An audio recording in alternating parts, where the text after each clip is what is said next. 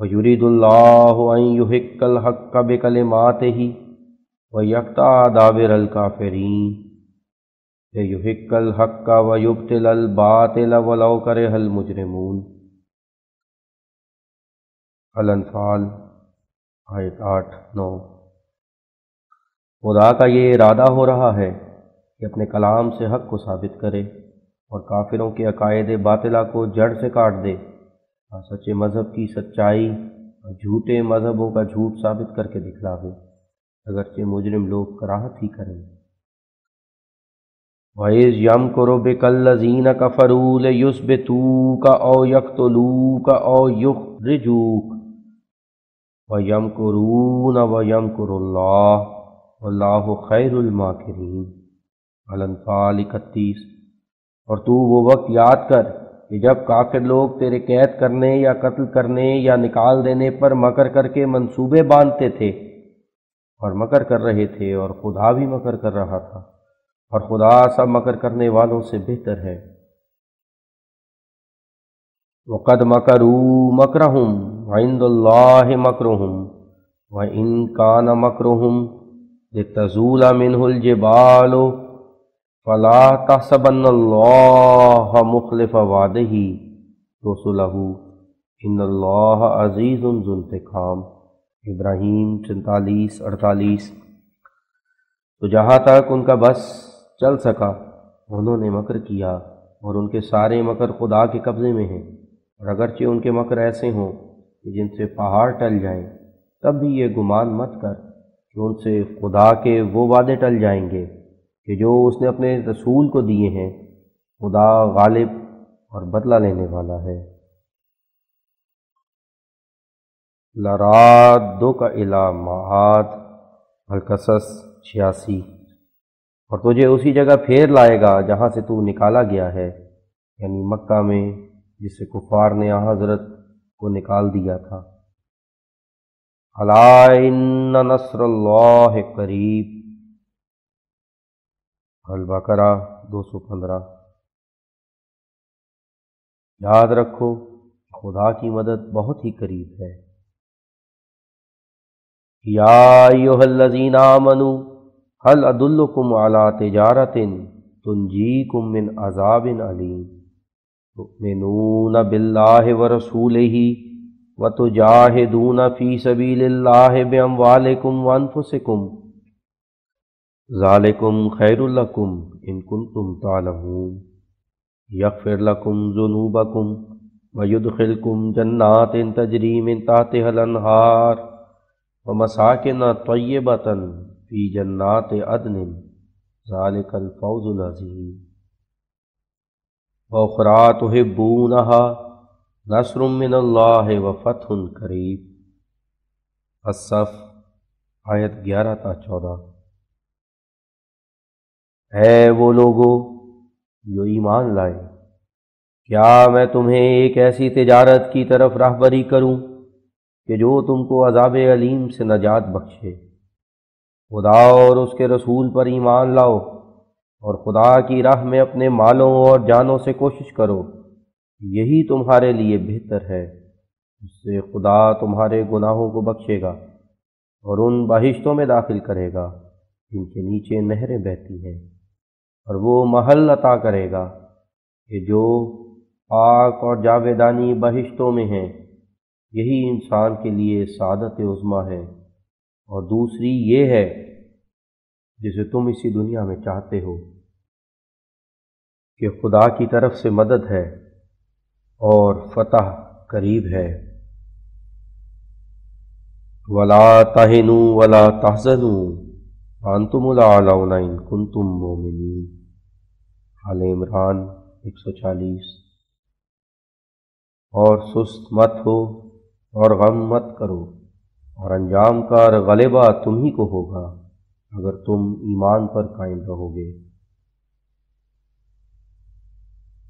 وَلَتَسْمَعُنَّ مِنَ الَّذِينَ أُوتُوا الْكِتَابَ مِن قَبْلِكُمْ وَمِنَ الَّذِينَ أَشْرَكُوا أَذًى كَثِيرًا وَإِن تَصْبِرُوا وَتَتَّقُوا فَإِنَّ ذَلِكَ مِنْ عَزْمِ الْأُمُورِ وَإِن تَصْبِرُوا وَتَتَّقُوا لا یضرکم کیدہم شیئا، آل عمران 187 اور 121۔ اور تم یہودیوں اور عیسائیوں اور دوسرے مشرکوں سے بہت کچھ دل دکھانے کی باتیں سنو گے، اور اگر تم صبر کرو گے اور ہر یک طور کی بے صبری اور اضطراب سے پرہیز کرو گے تو ان لوگوں کے مکر کچھ بھی تمہارا بگاڑ نہیں سکیں گے۔ وعد اللہ الذین آمنوا منکم وعملوا الصالحات لَيَسْتَخْلِفَنَّهُمْ فِي الْأَرْضِ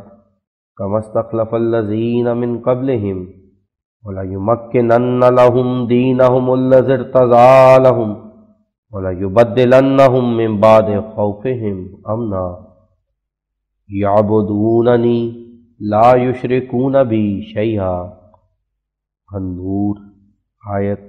56۔ خدا نے تم میں سے بعض نیکوکار ایمانداروں کے لیے یہ وعدہ ٹھہرا رکھا ہے کہ وہ انہیں زمین پر اپنے رسول مقبول کے خلیفے کرے گا، انہی کی مانند جو پہلے کرتا رہا ہے، اور ان کے دین کو کہ جو ان کے لیے اس نے پسند کر لیا ہے، یعنی دین اسلام کو زمین پر جما دے گا اور مستحکم اور قائم کر دے گا۔ اور بعد اس کے کہ ایماندار خوف کی حالت میں ہوں گے، یعنی بعد اس وقت کے کہ جب بباعث وفات حضرت خاتم الانبیاء صلی اللہ علیہ وسلم کے یہ خوف دامنگیر ہوگا کہ شاید اب دین تباہ نہ ہو جائے، تو اس خوف اور اندیشے کی حالت میں خدا تعالی خلافت حقہ کو قائم کر کے مسلمانوں کو اندیشہ ابتری دین سے بے غم اور امن کی حالت میں کر دے گا۔ وہ خالصاً میری پرستش کریں گے اور مجھ سے کسی چیز کو شریک نہیں ٹھہرائیں گے۔ یہ تو ظاہری طور پر بشارت ہے، مگر جیسا کہ آیات قرآنیہ میں عادت الہیہ جاری ہے، اس کے نیچے ایک باطنی معنی بھی ہے، اور وہ یہ ہے کہ باطنی طور پر ان آیات میں خلافت روحانی کی طرف بھی اشارہ ہے، جس کا مطلب یہ ہے کہ ہر یک خوف کی حالت میں کہ جب محبت الہیہ دلوں سے اٹھ جائے اور مذاہب فاسدہ ہر طرف پھیل جائیں اور لوگ روبہ دنیا ہو جائیں اور دین کے گم ہونے کا اندیشہ ہو، تو ہمیشہ ایسے وقتوں میں خدا روحانی خلیفوں کو پیدا کرتا رہے گا کہ جن کے ہاتھ پر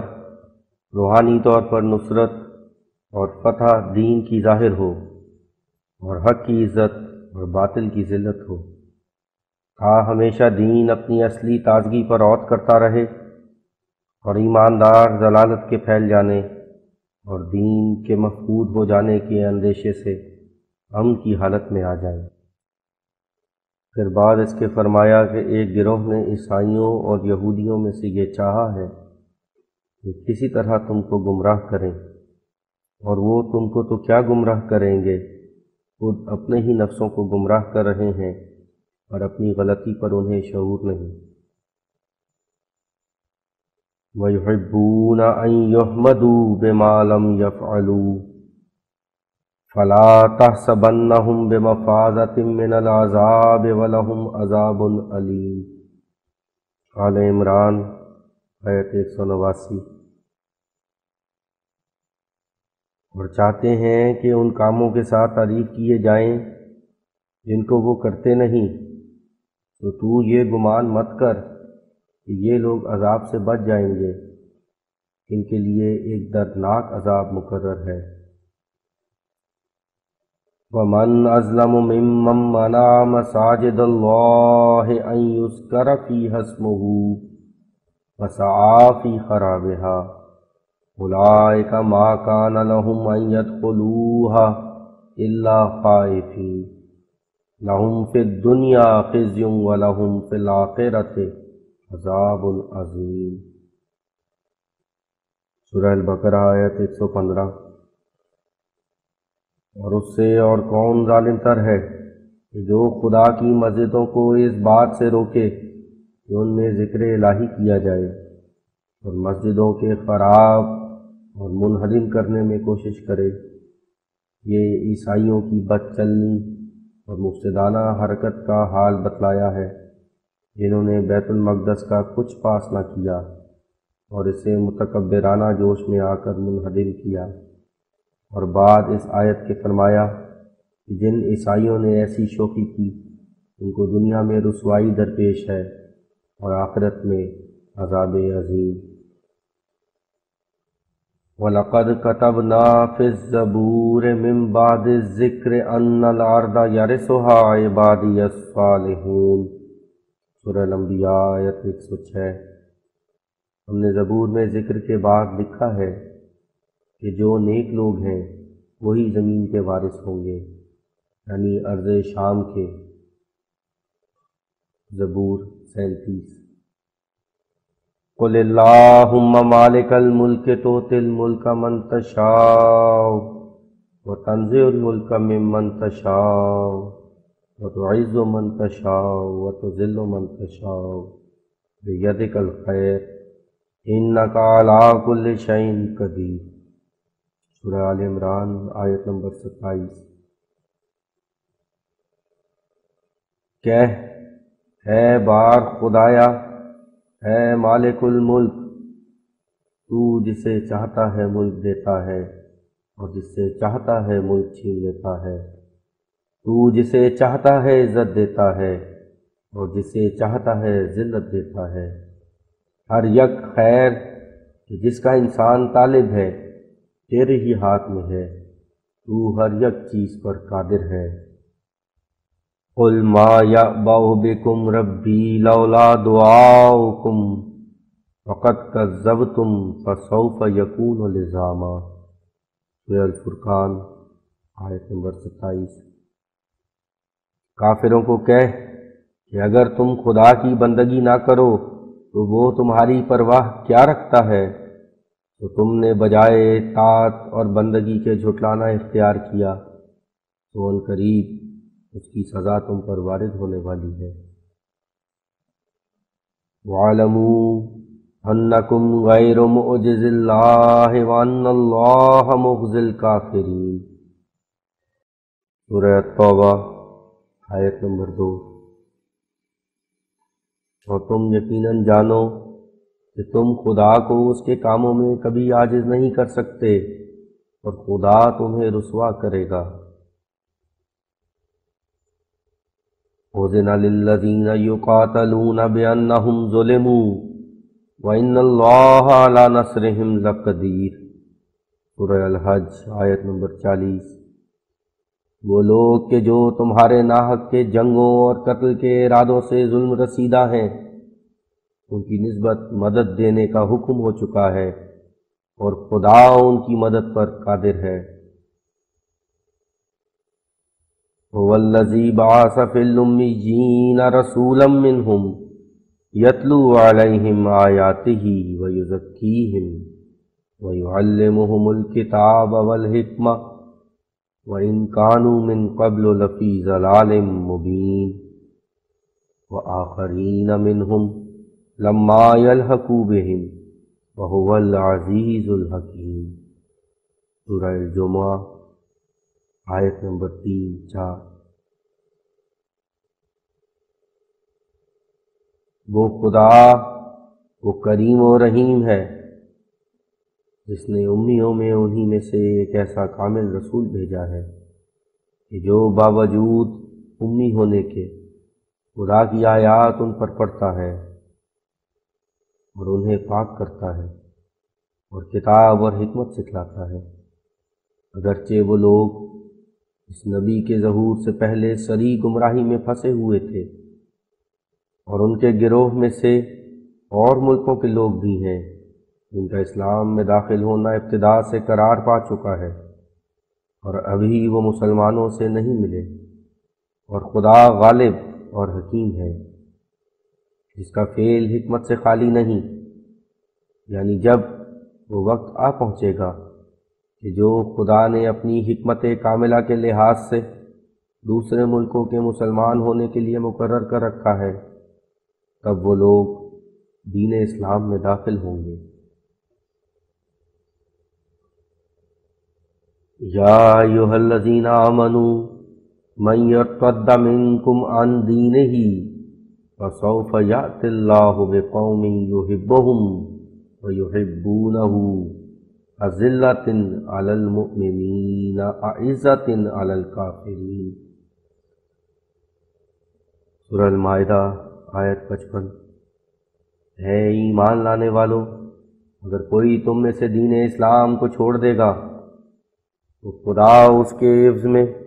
ایک ایسی قوم لائے گا جن سے وہ محبت کرے گا اور وہ اس سے محبت کریں گے۔ وہ مومنین کے آگے تذلل اختیار کریں گے اور کافروں پر غالب اور بھاری ہوں گے۔ یعنی خدا کی طرف سے یہ وعدہ ہے کہ ہمیشہ یہ حال ہوتا رہے گا کہ اگر کوئی ناقص الفہم دین اسلام سے مرتد ہو جائے گا تو اس کے مرتد ہونے سے دین میں کچھ کمی نہیں ہوگی، بلکہ اس ایک شخص کے عوض میں خدا کئی وفادار بندوں کو دین اسلام میں داخل کرے گا جو اخلاص سے اس پر ایمان لائیں گے اور خدا کے محب اور محبوب ٹھہریں گے۔ ان الذین کفروا ينفقون اموالهم لیصدوا عن سبیل اللہ فسينفقونها ثم تکون علیہم حسرۃ ثم یغلبون۔ سورہ الانفال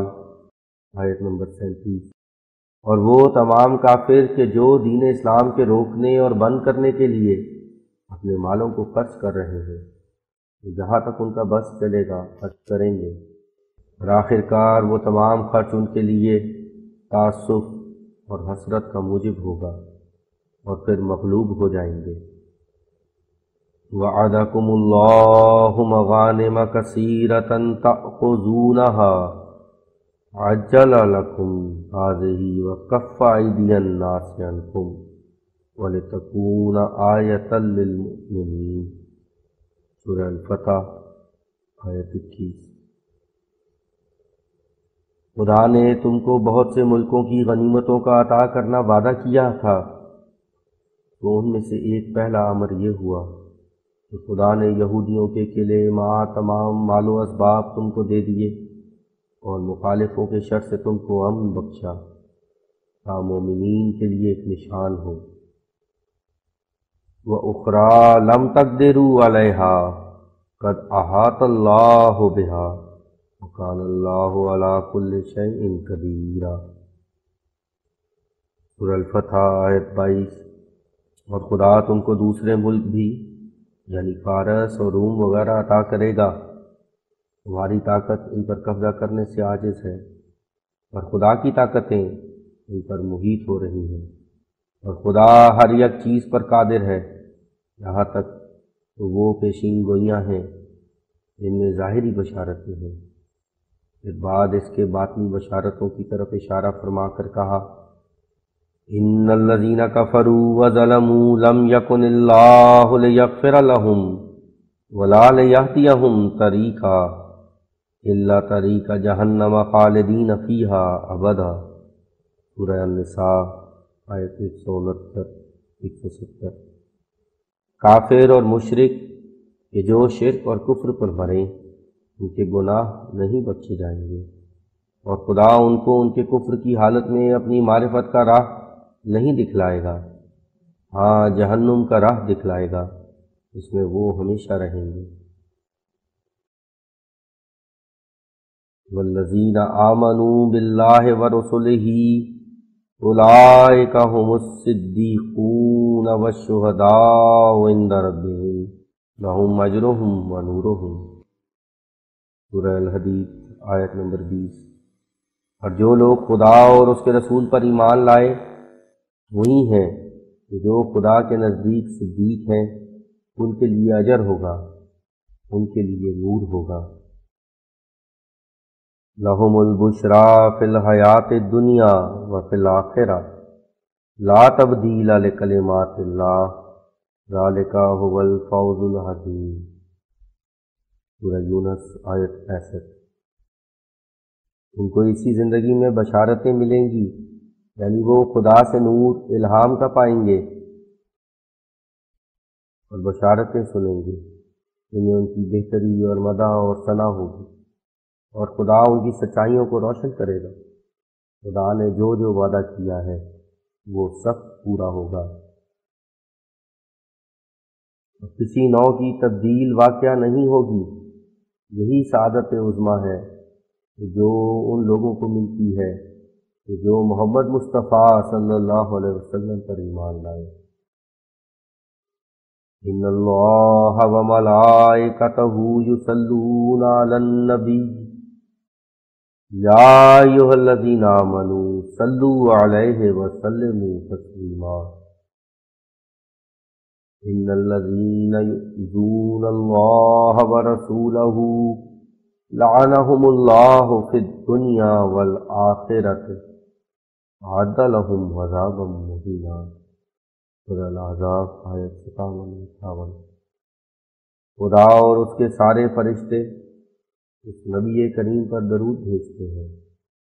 اے ایماندارو، تم بھی اس پر درود بھیجو اور نہایت اخلاص اور محبت سے سلام کرو۔ جو لوگ اللہ اور اس کے رسول کو دکھ دیتے ہیں ان پر دنیا اور آخرت میں خدا کی لعنت ہے۔ دنیا میں یہ کہ وہ روحانی برکتوں سے محروم رہیں گے، اور آخرت میں یہ کہ ذلت اور اہانت کے ساتھ جہنم کے عذاب میں ڈالے جائیں گے۔ آیات مندرجہ بالا میں جس قدر خداوند قادر مطلق نے تمام دنیا کے مقابلے پر، تمام مخالفوں کے مقابلے پر، تمام دشمنوں کے مقابلے پر، تمام منکروں کے مقابلے پر، تمام دولت مندوں کے مقابلے پر، تمام زور آوروں کے مقابلے پر، تمام بادشاہوں کے مقابلے پر، تمام حکیموں کے مقابلے پر، تمام فلاسفروں کے مقابلے پر، تمام اہل مذہب کے مقابلے پر ایک عاجز، ناتواں، بے زر، بے زور، ایک امی، ناخواں، بے علم، بے تربیت کو اپنی خداوندی کے کامل جلال سے کامیابی کے وعدے دیے ہیں۔ کیا کوئی ایمانداروں اور حق کے طالبوں میں سے شک کر سکتا ہے کہ یہ تمام مواعید کہ جو اپنے وقتوں پر پورے ہو گئے اور ہوتے جاتے ہیں، یہ کسی انسان کا کام ہے؟ دیکھو، ایک غریب اور تنہا اور مسکین نے اپنے دین کے پھیلنے کے اور اپنے مذہب کی جڑ پکڑنے کی اس وقت خبر دی کہ جب اس کے پاس بجز چند بے سامان درویشوں کے اور کچھ نہ تھا، اور تمام مسلمان صرف اس قدر تھے کہ ایک چھوٹے سے حجرے میں سما سکتے تھے اور انگلیوں پر نام بنام گنے جا سکتے، جن کو ایک گاؤں کے چند آدمی ہلاک کر سکتے تھے، جن کا مقابلہ ان لوگوں سے پڑا تھا کہ جو دنیا کے بادشاہ اور حکمران تھے، اور جن کو ان قوموں کے ساتھ سامنا پیش آیا تھا کہ جو باوجود کروڑوں مخلوقات ہونے کے ان کے ہلاک کرنے اور نیست و نابود کرنے پر متفق تھے۔ مگر اب دنیا کے کناروں تک نظر ڈال کے دیکھو کہ کیوں کر خدا نے انہی ناتوان اور قدر قلیل لوگوں کو دنیا میں پھیلا دیا، اور کیوں کر ان کو طاقت اور دولت اور بادشاہت بخش دی، اور کیوں کر ہزارہا سال کی تخت نشینیوں کے تاج اور تخت ان کے سپرد کیے گئے۔ ایک دن وہ تھا کہ وہ جماعت اتنی بھی نہیں تھی کہ جس قدر ایک گھر کے آدمی ہوتے ہیں، اور اب وہی لوگ کئی کروڑ دنیا میں نظر آتے ہیں۔ خداوند نے کہا تھا کہ میں اپنے کلام کی آپ حفاظت کروں گا، اب دیکھو کیا یہ سچ ہے یا نہیں کہ وہی تعلیم جو حضرت صلی اللہ علیہ وسلم نے خدائے تعالیٰ کی طرف سے بذریعہ اس کی کلام کے پہنچائی تھی، وہ برابر اس کی کلام میں محفوظ چلی آتی ہے، اور لاکھوں قرآن شریف کے حافظ ہیں کہ جو قدیم سے چلے آتے ہیں۔ خدا نے کہا تھا کہ میری کتاب کا کوئی شخص حکمت میں، معرفت میں، بلاغت میں، فصاحت میں، احاطہ علوم ربانیہ میں، بیان دلائل دینیہ میں مقابلہ نہیں کر سکے گا، سو دیکھو کسی سے مقابلہ نہیں ہو سکا، اور اگر کوئی اس سے منکر ہے تو اب کر کے دکھلا دے۔ اور جو کچھ ہم نے اس کتاب میں، جس کے ساتھ 10,000 روپے کا اشتہار بھی شامل ہے، حقائق و دقائق و عجائبات قرآن شریف کے کہ جو انسانی طاقتوں سے باہر ہیں، لکھے ہیں، کسی دوسری کتاب میں سے پیش کرے، اور جب تک پیش نہ کرے تب تک صریح حجت خدا کی اس پر وارد ہے۔ اور خدا نے کہا تھا کہ میں ارض شام کو عیسائیوں کے قبضے میں سے نکال کر مسلمانوں کو اس زمین کا وارث کروں گا، تو دیکھو اب تک مسلمان ہی اس زمین کے وارث ہیں، اور یہ سب خبریں ایسی ہیں جن کے ساتھ اقتدار اور قدرت الوہیت شامل ہے۔ یہ نہیں کہ نجومیوں کی طرح صرف ایسی ہی خبریں ہوں کہ زلزلے آویں گے، قحط پڑیں گے، قوم پر قوم چڑھائی کرے گی، وبا پھیلیں گی، مری پڑے گی، وغیرہ وغیرہ۔ اور بطبیعت خدا کے کلام کے اور اسی کی تاثیر اور برکت سے وہ لوگ کہ جو قرآن شریف کا اتباع اختیار کرتے ہیں اور خدا کے رسول مقبول پر صدق دلی سے ایمان لاتے ہیں اور اس سے محبت رکھتے ہیں، اور اس کو تمام مخلوقات اور تمام نبیوں اور تمام رسولوں اور تمام مقدسوں اور تمام ان چیزوں سے جو ظہور پذیر ہوئیں یا آئندہ ہوں، بہتر اور پاک تر اور کامل تر اور افضل اور اعلیٰ سمجھتے ہیں، وہ بھی ان نعمتوں سے اب تک حصہ پاتے ہیں۔ اور جو شربت موسیٰ اور مسیح کو پلایا گیا، وہی شربت نہایت کثرت سے، نہایت لطافت سے، نہایت لذت سے پیتے ہیں اور پی رہے ہیں۔ اسرائیلی نور ان میں روشن ہیں، بنی یعقوب کے پیغمبروں کی ان میں برکتیں ہیں۔ سبحان اللہ ثم سبحان اللہ۔ حضرت خاتم الانبیاء صلی اللہ علیہ وسلم اس شان کے نبی ہیں۔ اللہ اللہ، کیا عظیم الشان نور ہے، جس کے ناچیز خادم، جس کی ادنا سے ادنا امت، جس کے آہکر سے آہکر چاکر مراتب مذکورہ بالا تک پہنچ جاتے ہیں۔ اللہم صلی علی نبیک و حبیبک سید الانبیاء و افضل الرسل و خیر المرسلین و خاتم النبیین محمد و آلہ و اصحابہ و بارک وسلم۔ اس زمانے کے پادری اور پنڈت اور برہمو اور آریہ اور دوسرے مخالف چونک نہ اٹھیں کہ وہ برکتیں کہاں ہیں، وہ آسمانی نور کدھر ہیں جن میں امت مرحومہ حضرت خاتم الانبیاء صلی اللہ علیہ وسلم کے مسیح اور موسیٰ کی برکتوں میں شریک ہے، اور ان نوروں کی وارث ہے جن سے اور تمام قومیں اور تمام اہل مذاہب محروم اور بے نصیب ہیں۔ اس وسوسے کے دور کرنے کے لیے بارہا ہم نے اسی حاشیے میں لکھ دیا ہے کہ طالب حق کے لیے کہ جو اسلام کے فضائل خاصہ دیکھ کر فی الفور مسلمان ہونے پر مستعد ہے، اس ثبوت دینی کے ہم آپ ہی ذمہ وار ہیں۔ اور حاشیہ در حاشیہ سورۃ دوم میں اسی کی طرف ہم نے صریح اشارہ کیا ہے، بلکہ خدائے تعالی جس طرح پر اپنی خداوندی کی طاقتوں اور فضلوں اور برکتوں کو مسلمانوں پر ظاہر کرتا ہے، انہی ربانی مواعید اور بشارتوں میں سے کہ جو انسانی طاقتوں سے باہر ہیں، کسی قدر حاشیہ ممدوحہ میں لکھ دیا ہے۔ بس اگر کوئی پادری یا پنڈت یا برہمو کہ جو اپنی کور باطنی سے منکر ہیں یا کوئی آریہ اور دوسرے فرقوں میں سے سچائی اور راستی سے خدا تعالیٰ کا طالب ہے، تو اس پر لازم ہے کہ سچے طالبوں کی طرح اپنے تمام تکبروں اور غروروں اور نفاقوں اور دنیا پرستیوں اور ضدوں اور خصومتوں سے بکلی پاک ہو کر اور فقط حق کا خواہاں اور حق کا جویا بن کر ایک مسکین اور عاجز اور ذلیل آدمی کی طرح سیدھا ہماری طرف چلا آوے، اور پھر صبر اور برداشت اور اطاعت اور خلوص کو صادق لوگوں کی طرح اختیار کرے تا انشاءاللہ اپنے مطلب کو پاوے۔ اور اگر اب بھی کوئی منہ پھیرے تو وہ خود اپنی بے ایمانی پر آپ گواہ ہے۔ بعض کوتاہ نظر لوگ جب دیکھتے ہیں کہ خدا کے نبیوں اور رسولوں کو بھی تکالیف پیش آتی رہی ہیں، تو اخیر پر وہ یہ عذر پیش کرتے ہیں کہ اگر اقتدار الوہیت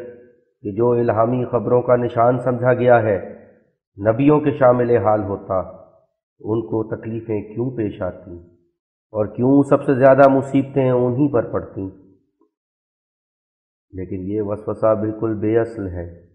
جو سراسر کم توجہی سے پیدا ہوتا ہے۔ الہامی خبروں کا قادرانہ طور پر بیان ہونا شے دیگر ہے، اور انبیاء کی مصیبتیں ایک دوسرا امر ہے کہ جو انواع اقسام کی حکمتوں پر مشتمل ہیں، اور حقیقت حال پر مطلع ہونے سے تمہیں معلوم ہوگا کہ وہ مصیبتیں اصل میں مصیبتیں نہیں بلکہ بڑی بڑی نعمتیں ہیں کہ جو انہی کو دی جاتی ہیں جن پر خدا کا فضل اور کرم ہوتا ہے، اور یہ ایسی نعمتیں ہیں کہ جن میں نبیوں اور تمام دنیا کو فائدہ ہے۔ اس جگہ تحقیق کلام یہ ہے کہ انبیاء اور اولیاء کا وجود اس لیے ہوتا ہے کہ تا لوگ جمیع اخلاق میں ان کی پیروی کریں، اور جن امور میں خدا نے ان کو استقامت بخشی ہے اسے زیادہ استقامت پر سب حق کے طالب قدم ماریں۔ اور یہ بات نہایت بدیہی ہے کہ اخلاق فاضلہ کسی انسان کے اس وقت وپائے ثبوت پہنچتے ہیں کہ جب اپنے وقت پر ظہور پذیر ہوں، اور اسی وقت دلوں پر ان کی تاثیریں بھی ہوتی ہیں۔ مثلاً عفو وہ معتبر اور قابل تعریف ہے کہ جو قدرتیں انتقام کے وقت میں ہو، اور پرہیزگاری وہ قابل اعتبار ہے کہ جو نفس پروری کی قدرت موجود ہوتے ہوئے پھر پرہیزگاری قائم رہے۔ غرض خدا تعالیٰ کا ارادہ انبیاء اور اولیاء کی نسبت یہ ہوتا ہے کہ ان کے ہر یک قسم کے اخلاق ظاہر ہوں اور بپائے ثبوت پہنچ جائیں۔ تو خدا تعالیٰ اسی ارادے کو پورے کرنے کی غرض سے ان کی نورانی عمر کو دو حصے پر منقسم کر دیتا ہے۔ ایک حصہ تنگیوں اور مصیبتوں میں گزرتا ہے اور ہر طرح سے دکھ دیے جاتے ہیں اور ستائے جاتے ہیں تا وہ اعلیٰ اخلاق ان کے ظاہر ہو جائیں کہ جو بجز سخت تر مصیبتوں کے ہرگز ظاہر اور ثابت نہیں ہو سکتے۔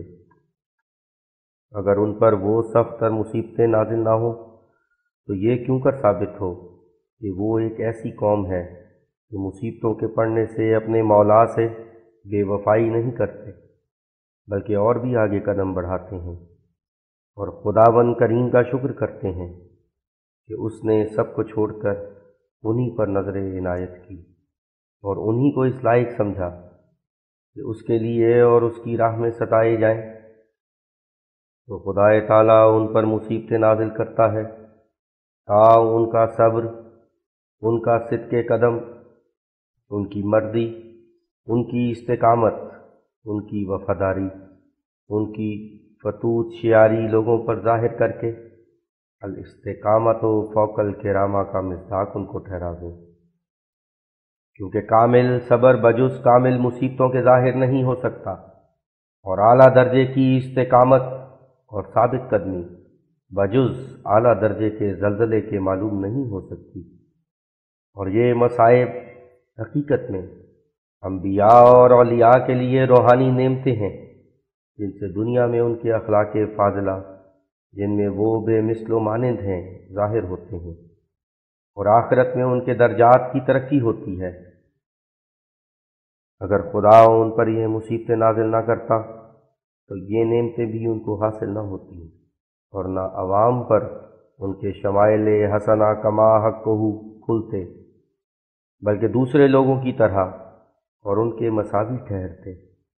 اور گو اپنی چند روزہ عمر کو کیسے ہی عشرت اور راحت میں بسر کرتے، اور آخر ایک دن اس دار فانی سے گزر جاتے،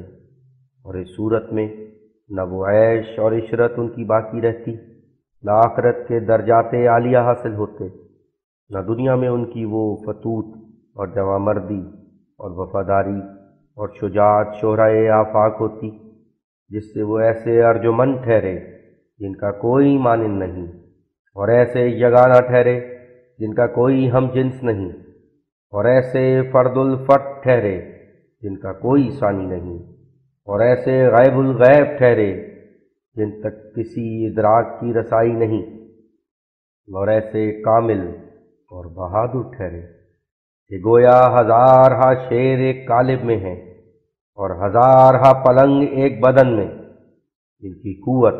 اور طاقت سب کی نظروں سے بلند تر ہو گئی اور جو تقرب کے اعلیٰ درجات تک پہنچ گئی۔ اور دوسرا حصہ انبیاء اور اولیاء کی عمر کا فتح میں، اقبال میں، دولت میں و مرتبہ کمال ہوتا ہے، تا وہ اخلاق ان کے ظاہر ہو جائیں کہ جن کے ظہور کے لیے فتح مند ہونا، صاحب اقبال ہونا، صاحب دولت ہونا، صاحب اختیار ہونا، صاحب اقتدار ہونا،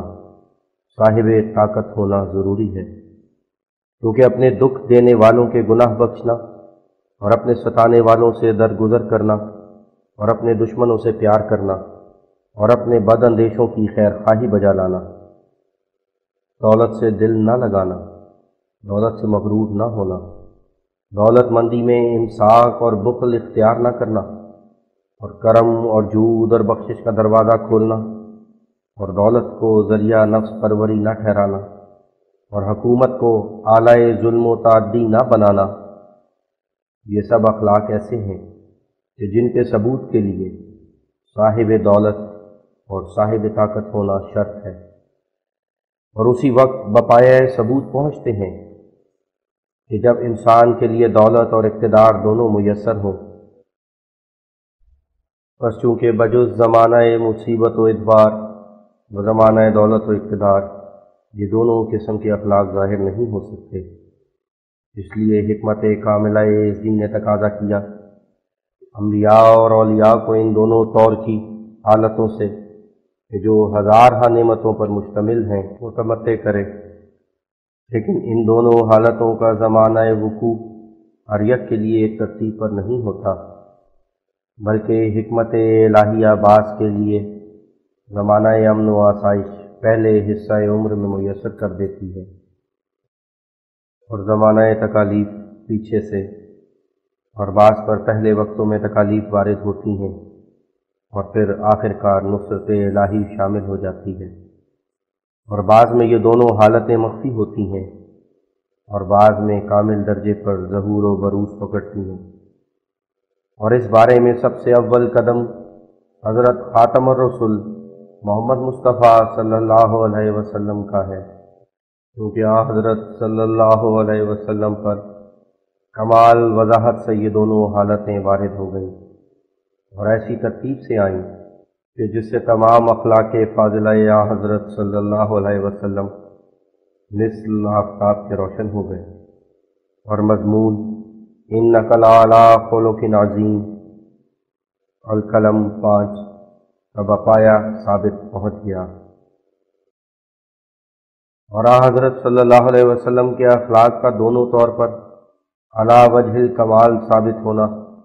تمام انبیاء کے اخلاق کو ثابت کرتا ہے، کیونکہ آج جناب نے ان کی نبوت اور ان کی کتابوں کو تصدیق کیا اور ان کا مقرب اللہ ہونا ظاہر کر دیا ہے۔ بس اس تحقیق سے یہ اعتراض بھی بالکل دور ہو گیا کہ جو مسیح کے اخلاق کی نسبت دلوں میں گزر سکتا ہے، یعنی یہ کہ اخلاق حضرت مسیح علیہ السلام دونوں قسم مذکورہ بالا پر علی وجہ الکمال ثابت نہیں ہو سکتے، بلکہ ایک قسم کے روح سے بھی ثابت نہیں ہیں، کیونکہ مسیح نے جو زمانہ مصیبتوں میں صبر کیا تو کمالیت اور صحت اس صبر کی تب بپایا صداقت پہنچ سکتی تھی کہ جب مسیح اپنے تکلیف دہندوں پر اقتدار اور غلبہ پا کر اپنے موذیوں کے گناہ دلی صفائی سے بخش دیتا، جیسا حضرت خاتم الانبیاء صلی اللہ علیہ وسلم نے مکے والوں اور دوسرے لوگوں پر بکلی فتح پا کر اور ان کو اپنی تلوار کے نیچے دیکھ کر پھر ان کا گناہ بخش دیا، اور صرف انہی چند لوگوں کو سزا دی جن کو سزا دینے کے لیے حضرت احدیت کی طرف سے قطعی حکم وارد ہو چکا تھا، اور بجز ان ازلی ملعونوں کے ہر یک دشمن کا گناہ بخش دیا اور فتح پا کر سب کو لا تثریب علیکم الیوم کہا، اور اسے عفو تقصیر کی وجہ سے کہ جو مخالفوں کی نظر میں ایک امر محال معلوم ہوتا تھا اور اپنی شرارتوں پر نظر کرنے سے وہ اپنے تئیں اپنے مخالف کے ہاتھ میں دیکھ کر مقتول خیال کرتے تھے، ہزاروں انسانوں نے ایک ساتھ میں دین اسلام قبول کر لیا، اور حقانی صبر حضرت صلی اللہ علیہ وسلم کا کہ جو ایک زمانہ دراز تک جناب نے ان کی سخت ایذاؤں پر کیا تھا، آفتاب کی طرح ان کے سامنے روشن ہو گیا۔ اور چونکہ فطرتاً یہ بات انسان کی عادت میں داخل ہے کہ اسی شخص کے صبر کی عظمت اور بزرگی انسان پر کامل طور پر روشن ہوتی ہے کہ جو بعد زمانہ آزار کشی کے اپنے آزار دہندہ پر قدرت انتقام پا کر اس کے گناہ بخش دے۔ اس وجہ سے مسیح کے اخلاق کہ جو صبر اور حلم اور برداشت کے متعلق تھے بخوبی ثابت نہ ہوئے، اور یہ امر اچھی طرح نہ کھلا کہ مسیح کا صبر اور حلم اختیاری تھا یا اضطراری تھا، کیونکہ مسیح نے اقتدار اور طاقت کا زمانہ نہیں پایا، نہ دیکھا جاتا کہ اس نے اپنے موذیوں کے گناہ کو عفو کیا یا انتقام لیا۔ برخلاف اخلاق حضرت صلی اللہ علیہ وسلم کہ وہ صدہا مواقع میں اچھی طرح کھل گئے اور امتحان کیے گئے، اور ان کی صداقت آفتاب کی طرح روشن ہو گئی، اور جو اخلاق کرم اور جود اور سخاوت اور ایثار اور فتوح اور شجاعت اور زہد اور قناعت اور اعراض عن الدنیا کے متعلق تھے، وہ بھی حضرت صلی اللہ علیہ وسلم کی ذات مبارک میں ایسے روشن اور تاباں اور درخشاں ہوئے کہ مسیح کیا بلکہ دنیا میں حضرت سے پہلے کوئی بھی ایسا نبی نہیں گزرا جس کے اخلاق ایسی وضاحت تامہ سے روشن ہو گئے ہوں، کیونکہ خدائے تعالیٰ نے بے شمار خزائن کے دروازے حضرت پر کھول دیے، تو جناب نے ان سب کو خدا کی راہ میں خرچ کیا، اور کسی نو کی تن پروری میں ایک حبہ بھی خرچ نہ ہوا، نہ کوئی عمارت بنائی، نہ کوئی بارگاہ تیار ہوئی، بلکہ ایک چھوٹے سے کچے کوٹھے میں جس کو غریب لوگوں کے کوٹھوں پر کچھ بھی ترجیح نہ تھی اپنی ساری عمر بسر کی، بدی کرنے والوں سے نیکی کر کے دکھلائی، اور وہ جو دل آزار تھے ان کو ان کی مصیبت کے وقت اپنے مال سے خوشی پہنچائی۔ سونے کے لیے اکثر زمین پر بستر، اور رہنے کے لیے ایک چھوٹا سا جھونپڑا، اور کھانے کے لیے نانے جو یا فاقہ اختیار کیا۔ دنیا کی دولتیں بکثرت ان کو دی گئیں، اور حضرت نے اپنے پاک ہاتھوں کو دنیا سے ذرا آلودہ نہ کیا، اور ہمیشہ فقر کو تونگری پر اور مسکینی کو امیری پر اختیار رکھا، اور اس دن سے جو ظہور فرمایا تا اس دن تک جو اپنے رفیق اعلیٰ سے جا ملے، بجوز اپنے مولائے کریم کے کسی کو کچھ چیز نہ سمجھا، اور ہزاروں دشمنوں کے مقابلے پر معرکہ جنگ میں کہ جہاں قتل کیا جانا یقینی امر تھا، خالصاً خدا کے لیے کھڑے ہو کر اپنی شجاعت اور وفاداری اور ثابت قدمی دکھلائی۔ غرض جود اور سخاوت اور زہد اور قناعت اور مردی اور شجاعت اور محبت الہیہ کے متعلق جو اخلاق فاضلہ ہیں وہ بھی خداوند کریم نے حضرت خاتم الانبیاء میں ایسے ظاہر کیے جن کی مثل نہ کبھی دنیا میں ظاہر ہوئی اور نہ آئندہ ظاہر ہوگی۔ لیکن حضرت مسیح علیہ السلام میں اس قسم کے اخلاق بھی اچھی طرح ثابت نہیں ہوئے، کیونکہ یہ سب اخلاق بجز زمانہ اقتدار اور دولت کے بپایہ ثبوت نہیں پہنچ سکتے، اور مسیح نے اقتدار اور دولت کا زمانہ نہیں پایا، اس لیے دونوں قسم کے اخلاق اس کے زیر پردہ رہے۔ اور جیسا کہ شرط ہی ظہور پذیر نہ ہوئی، بس یہ اعتراض مذکورہ بالا جو مسیح کی ناقص حالت پر وارد ہوتا ہے، حضرت صلی اللہ علیہ وسلم کی کامل حالت سے بکلی مندفع ہو گیا، کیونکہ وجود باوجود حضرت صلی اللہ علیہ وسلم کا ہر یک نبی کے لیے متمم اور مکمل ہے، اور اس ذات عالی کے ذریعے سے جو کچھ امر مسیح اور دوسرے نبیوں کا مشتبہ اور مخفی رہا تھا وہ چمک اٹھا، اور خدا نے اس ذات مقدس پر انہی مانو کر کے وحی اور رسالت کو ختم کیا کہ سب کمالات اس وجود باوجود پر ختم ہو گئے۔ وَهَذَا فَضْلُ اللَّهِ يُؤْتِيهِ مَن يَشَاءُ۔ وسوسہ دہم۔ بعض کوتا فکر لوگ یہ وسوسہ پیش کرتے ہیں کہ الہام میں یہ خرابی اور نقص ہے کہ وہ معرفت کامل تک پہنچنے سے کہ جو حیات ابدی اور سعادت دائمی کے حصول کا مدار علیہ ہے معنی اور مزاحم ہے۔ حاشیہ در حاشیہ نمبر 2۔ الہام کامل اور حقیقی کہ جو برہمو سماج والوں اور دوسرے مذاہب باطلہ کے ہر یک قسم کے وساوس کو بکلی دور کرتا ہے اور طالب حق کو مرتبہ یقین کامل تک پہنچاتا ہے، وہ فقط قرآن شریف ہے، اور بجز اس کے دنیا میں کوئی ایسی کتاب نہیں کہ جو تمام فرقوں کے اوہام باطلہ کو دور کر سکے اور انسان کو حق الیقین کے درجے تک پہنچا سکے۔ مگر افسوس کہ اس اندھی اور بے تمیز دنیا میں ایسے لوگ بہت ہی تھوڑے ہیں کہ جو خدا کو اپنا اصلی مقصود ٹھہرا کر اور تعصب مذہبی اور قومی اور دوسرے دنیاوی لالچوں سے الگ ہو کر اس روشنی اور صداقت کو قبول کریں کہ جو خدائے تعالیٰ نے خاص قرآن شریف میں رکھی ہے، جو اس کے غیر میں نہیں پائی جاتی۔ بلکہ قبول کرنا تو درکنار، ہمارے مخالفوں میں اس قدر شرم بھی باقی نہیں رہی کہ قرآن شریف کی بدیہی عظمتوں اور صداقتوں کو دیکھ کر اور اپنے مذہب کے فسادوں اور ضلالتوں پر مطلع ہو کر بدگوئی اور بد زبانی سے باز رہیں، اور باوجود چور ہونے کے پھر چترائی نہ دکھلاویں۔ مثلا خیال کرنا چاہیے کہ عیسائیوں کے عقائد کا باطل ہونا کس قدر بدیہی ہے کہ خواہ منہ زوری سے ایک عاجز مخلوق کو رب العالمین بنا رکھا ہے، مگر پھر بھی ان حضرات کو خدائے تعالیٰ سے ایسی لاپرواہی اور بے غرضی ہے کہ کچھ بھی مواخذہ کے روز سے نہیں ڈرتے، اور کچھ ایسے سوئے ہوئے ہیں کہ صدہا علماء فضلاء جگہ جگہ پر تھک گئے،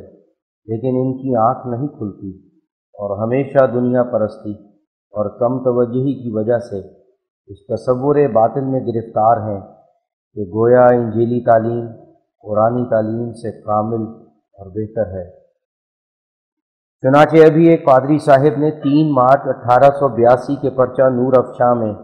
یہ سوال پیش کر دیا ہے کہ حیات ابدی کی نسبت کتاب مقدس میں کیا نہ تھا کہ قرآن یا صاحب قرآن لائے، اور قرآن کن کن امروں اور تعلیمات میں انجیل پر فوقیت رکھتا ہے، تا یہ ثابت ہو کہ انجیل کے اترنے کے بعد قرآن کے نازل ہونے کی بھی ضرورت تھی۔ ایسا ہی ایک عربی رسالہ موسوم برسالہ عبد المسیح ابن اسحاق الکندی اسی غرض سے اختراع کیا گیا ہے۔ کہ تا انجیل کی ناقص اور آلودہ تعلیم کو سادہ لوحوں کی نظر میں کسی طرح قابل تعریف ٹھہرایا جائے اور قرآنی تعلیم پر بے جا الزامات لگائے جائیں، مگر نادان عیسائی نہیں جانتے کہ بلا دلیل ایک کتاب کی تعریف کرنا اور ایک کی مذمت کرتے رہنا نہ کسی کتاب کو قابل تعریف ٹھہراتا ہے نہ قابل مذمت۔ بیہودہ طور پر منہ سے بات نکالنا کون نہیں جانتا، لیکن جس حالت میں ہم نے اسی کتاب میں انجیلی تعلیم کا حقانیت سے بے نصیب ہونا اور قرآنی تعلیم کا مجمع الانوار ہونا صدہا دلائل سے ثابت کر دیا ہے، اور اس پر نہ صرف 10,000 روپیے کا اشتہار دیا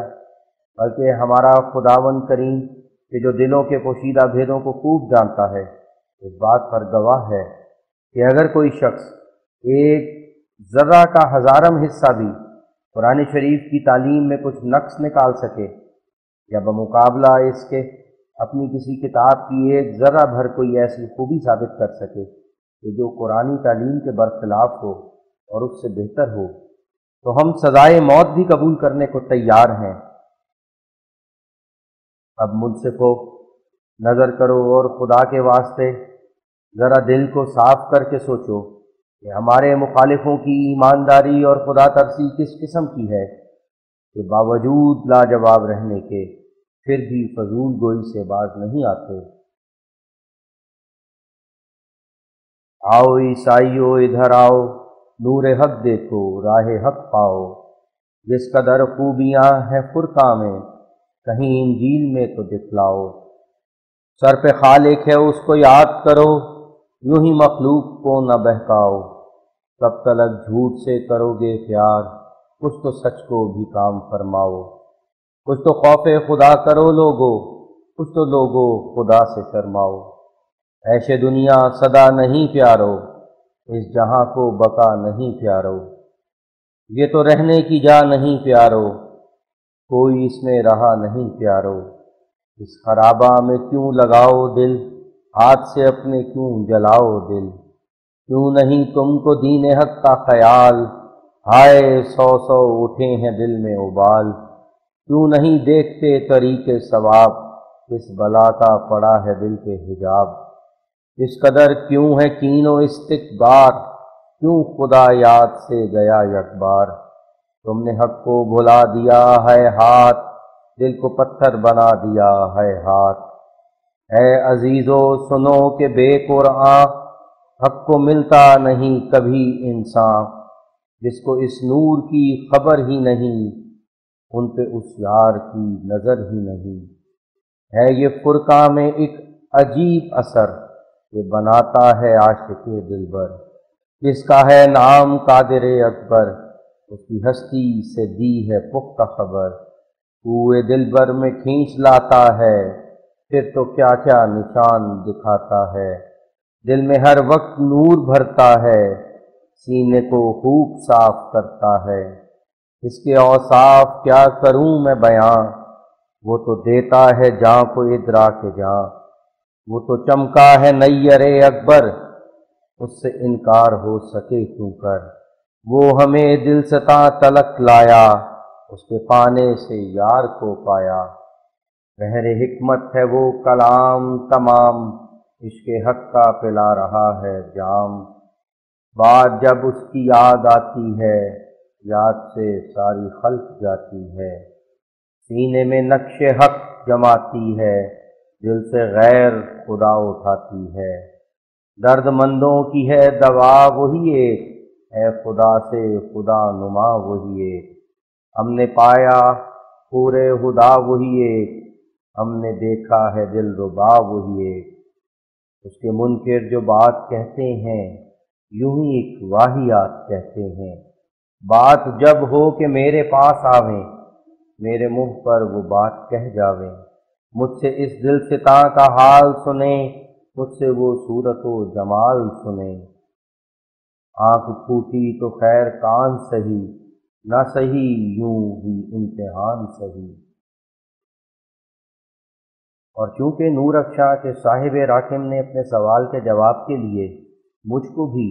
بشمول اور چند صاحبوں کے مخاطب کیا ہے، اور ہر چند ایسے تمام وساوس کی اس کتاب میں اپنے موقع پر بکلی بے خونی کر دی گئی ہے، لیکن بوجہ مذکورہ بالا قرین مصلحت ہے کہ اس جگہ بھی بطور مختصر ان کے وہم کا ازالہ کیا جائے، لہذا ذیل میں لکھا جاتا ہے: جاننا چاہیے کہ انجیل کی تعلیم کو کامل خیال کرنا سراسر نقصان عقل اور کم فہمی ہے۔ خود حضرت مسیح نے انجیل کی تعلیم کو مبرہ عن النقصان نہیں سمجھا، جیسا کہ انہوں نے آپ فرمایا ہے کہ میری اور بہت سی باتیں ہیں کہ میں تمہیں کہوں اور تم ان کی برداشت نہیں کر سکتے، لیکن جب وہ یعنی روح الحق آوے گا تو وہ تمہیں صداقت کا راستہ بتلاوے گا۔ انجیل یوحنا باب 16 آیت 12، 13، 14۔ اب فرمائیے، کیا یہی انجیل ہے کہ جو تمام دینی صداقتوں پر حاوی ہے، جس کے ہوتے ہوئے قرآن شریف کی ضرورت نہیں؟ اے حضرات، جس حالت میں آپ لوگ حضرت مسیح کی وصیت کے موافق انجیل کو کامل اور تمام صداقتوں کی جامع کہنے کے مجاز ہی نہیں، تو پھر آپ کا ایمان بھی عجب ایمان ہے کہ اپنے استاد اور رسول کے برخلاف قدم چلا رہے ہیں، اور جس کتاب کو حضرت مسیح ناقص کہہ چکے ہیں اس کو کامل کہے جاتے ہیں۔ کیا آپ کی سمجھ مسیح کی سمجھ سے کچھ زیادہ ہے، یا مسیح کا کہنا قابل اعتبار نہیں؟ اور اگر آپ یہ کہیں کہ اگرچہ انجیل مسیح کے زمانے میں ناقص تھی، مگر مسیح نے یہ بھی بطور پیشگوئی کے کہہ دیا تھا کہ جو باتیں میرے بیان کرنے سے رہ گئی ہیں ان کو تسلی دہندہ آ کر بیان کر دے گا تو بہت خوب، لیکن ہم کہتے ہیں کہ اگر وہ تسلی دہندہ جس کے آنے کی مسیح نے انجیل میں بشارت دی ہے اور جس کی نسبت لکھا ہے کہ وہ دینی صداقتوں کو مرتبہ کمال تک پہنچائے گا اور آئندہ کے حالات یعنی قیامت کی خبریں انجیل کی نسبت بہت مفصل بیان کرے گا، آپ کے خیال میں بجز حضرت محمد مصطفیٰ صلی اللہ علیہ وسلم جن پر قرآن شریف نازل ہوا، کہ جو سب کتب سابقہ کی نسبت کامل ہونے کا دعویٰ کرتا ہے اور اس کا ثبوت دیتا ہے، کوئی اور شخص ہے جس نے حضرت مسیح کے بعد ظہور کر کے دینی صداقتوں کو کمال کے مرتبے تک پہنچایا اور آئندہ کی خبریں مسیح کی نسبت زیادہ بتلائیں، تو اس کا نام بتلانا چاہیے اور ایسی کتاب کو پیش کرنا چاہیے کہ جو مسیح کے بعد عیسائیوں کو خدا کی طرف سے ملی، جس نے وہ اپنی صداقتیں پیش کیں کہ جو مسیح کی فرمودہ ہیں، موجود نہ تھیں، اور آخری حالات اور آئندہ کی خبریں بتلائیں جن کے بتلانے سے مسیح قاصر رہا، تا اسی کتاب کو قرآن شریف کے مقابلے پر وزن کیا جائے۔ مگر یہ تو زیبا نہیں کہ آپ لوگ مسیح کے پیرو کہلا کر پھر اس چیز کو کامل قرار دیں جس کو آپ سے 1882 برس پہلے مسیح ناقص قرار دے چکا ہے۔ اور اگر آپ کا مسیح کے قول پر ایمان ہی نہیں اور بذات خود چاہتے ہیں کہ انجیل کا قرآن شریف سے مقابلہ کریں، تو بسم اللہ، آئیے اور انجیل میں سے وہ کمالات نکال کر دکھلائیے کہ جو ہم نے اسی کتاب میں قرآن شریف کی نسبت ثابت کیے ہیں، تا منصف لوگ آپ ہی دیکھ لیں کہ معرفت الہی کا سامان قرآن شریف میں موجود ہے یا انجیل میں۔ جس حالت میں ہم نے اسی فیصلے کے لیے کہ تا انجیل اور قرآن شریف کی نسبت فرق معلوم ہو جائے 10,000 روپے کا اشتہار بھی اپنی کتاب کے ساتھ شامل کر دیا ہے، تو پھر آپ جب تک راست بازوں کی طرح اب ہماری کتاب کے مقابلے پر اپنی انجیل کے فضائل نہ دکھلاویں، تب تک کوئی دانشمند عیسائی بھی آپ کی کلام کو اپنے دل میں صحیح نہیں سمجھے گا، وہ زبان سے ہاں ہاں کرتا رہے۔ حضرات، آپ خوب یاد رکھیں، انجیل اور توریت کا کام نہیں کہ کمالات فرقانیہ کا مقابلہ کر سکیں، دور کیوں جائیں۔ انہی دو امروں میں کہ جو اب تک اس کتاب میں فضائل فرقانیہ میں سے بیان ہو چکے ہیں مقابلہ کر کے دیکھ لیں۔ یعنی اول وہ امر کہ جو متن میں تحریر ہو چکا ہے کہ فرقان مجید تمام الہی صداقتوں کا جامع ہے، اور کوئی محقق کوئی ایسا باریک دقیقہ الہیات کا پیش نہیں کر سکتا کہ جو قرآن شریف میں موجود نہ ہو، تو آپ کی انجیل اگر کچھ حقیقت رکھتی ہے تو آپ پر لازم ہے کہ کسی مخالف فریق کے دلائل اور عقائد کو، مثلاً برہمو سماج والوں یا آریہ سماج والوں یا دہریے کے شبہات کو انجیل کے ذریعے سے عقلی طور پر رد کر کے دکھلاؤ، اور جو خیالات ان لوگوں نے ملک میں پھیلا رکھے ہیں ان کو اپنی انجیل کے معقولی بیان سے دور کر کے پیش کرو، اور پھر قرآن شریف سے انجیل کا مقابلہ کر کے دیکھ لو، اور کسی ثالث سے پوچھ لو محققانہ طور پر انجیل تسلی کرتی ہے یا قرآن شریف تسلی کرتا ہے۔ دوسرے وہ امر جو حاشیہ در حاشیہ نمبر 1 میں لکھا گیا ہے، یعنی یہ کہ قرآن شریف باطنی طور پر طالب صادق کا مطلوب حقیقی سے پیوند کرا دیتا ہے، اور پھر وہ طالب خدائے تعالیٰ کے قرب سے مشرف ہو کر اس کی طرف سے الہام پاتا ہے، جس الہام میں عنایات حضرت احدیت اس کے حال پر مبذول ہوتی ہیں اور مقبولین میں شمار کیا جاتا ہے، اور اس الہام کا صدق ان پیشین گوئیوں کے پورا ہونے سے ثابت ہوتا ہے کہ جو اس میں ہوتی ہیں، اور حقیقت میں یہی پیوند جو اوپر لکھا گیا ہے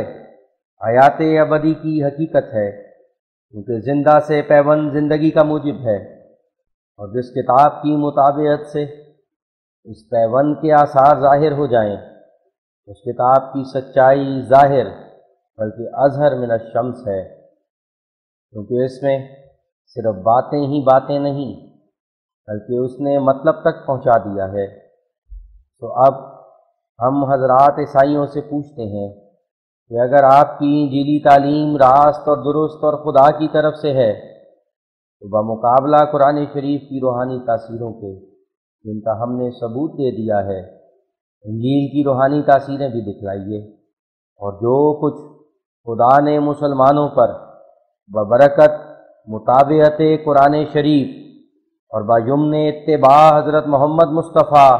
افضل الرسل و خاتم الرسل صلی اللہ علیہ وسلم کے امور غیبیہ و برکات سماویہ ظاہر کیے اور کرتا ہے، وہ آپ بھی پیش کیجیے۔ تا سیاه روی شود هر که دروغش باشد۔ مگر آپ یاد رکھیں کہ آپ دونوں قسم کے امور متذکرہ بالا میں سے کسی امر میں مقابلہ نہیں کر سکتے۔ انجیل کی تعلیم کا کامل ہونا یک طرف وہ تو صحیح بھی نہیں رہی، اس نے تو اپنی پہلی ہی تعلیم میں ہی ابن مریم کو ولد اللہ ٹھہرا کر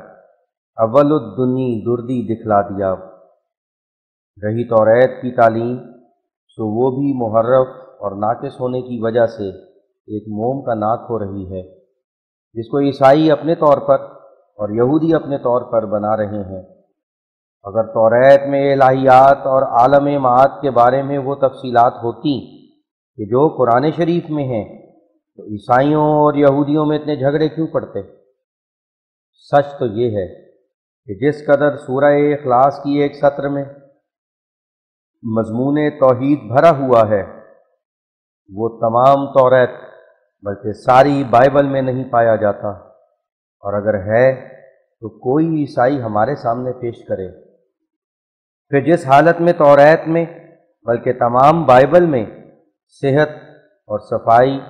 اور کمالیت سے توحید حضرت باری کا ذکر ہی نہیں، اور اسی وجہ سے توریت اور انجیل میں ایک گڑبڑ پڑ گیا اور قطعی طور پر کچھ سمجھ نہ آیا، اور خود اصول میں ہی یہودیوں اور نصارہ میں طرح طرح کے تنازعات پیدا ہو گئے۔ اسی توریت سے یہودیوں نے کچھ سمجھا اور عیسائیوں نے کچھ خیال کیا، تو اس حالت میں کون حق کا طالب ہے جس کی روح اس بات کو نہیں چاہتی کہ بے شک رحمت عامہ حضرت باری کا یہی مقتضا تھا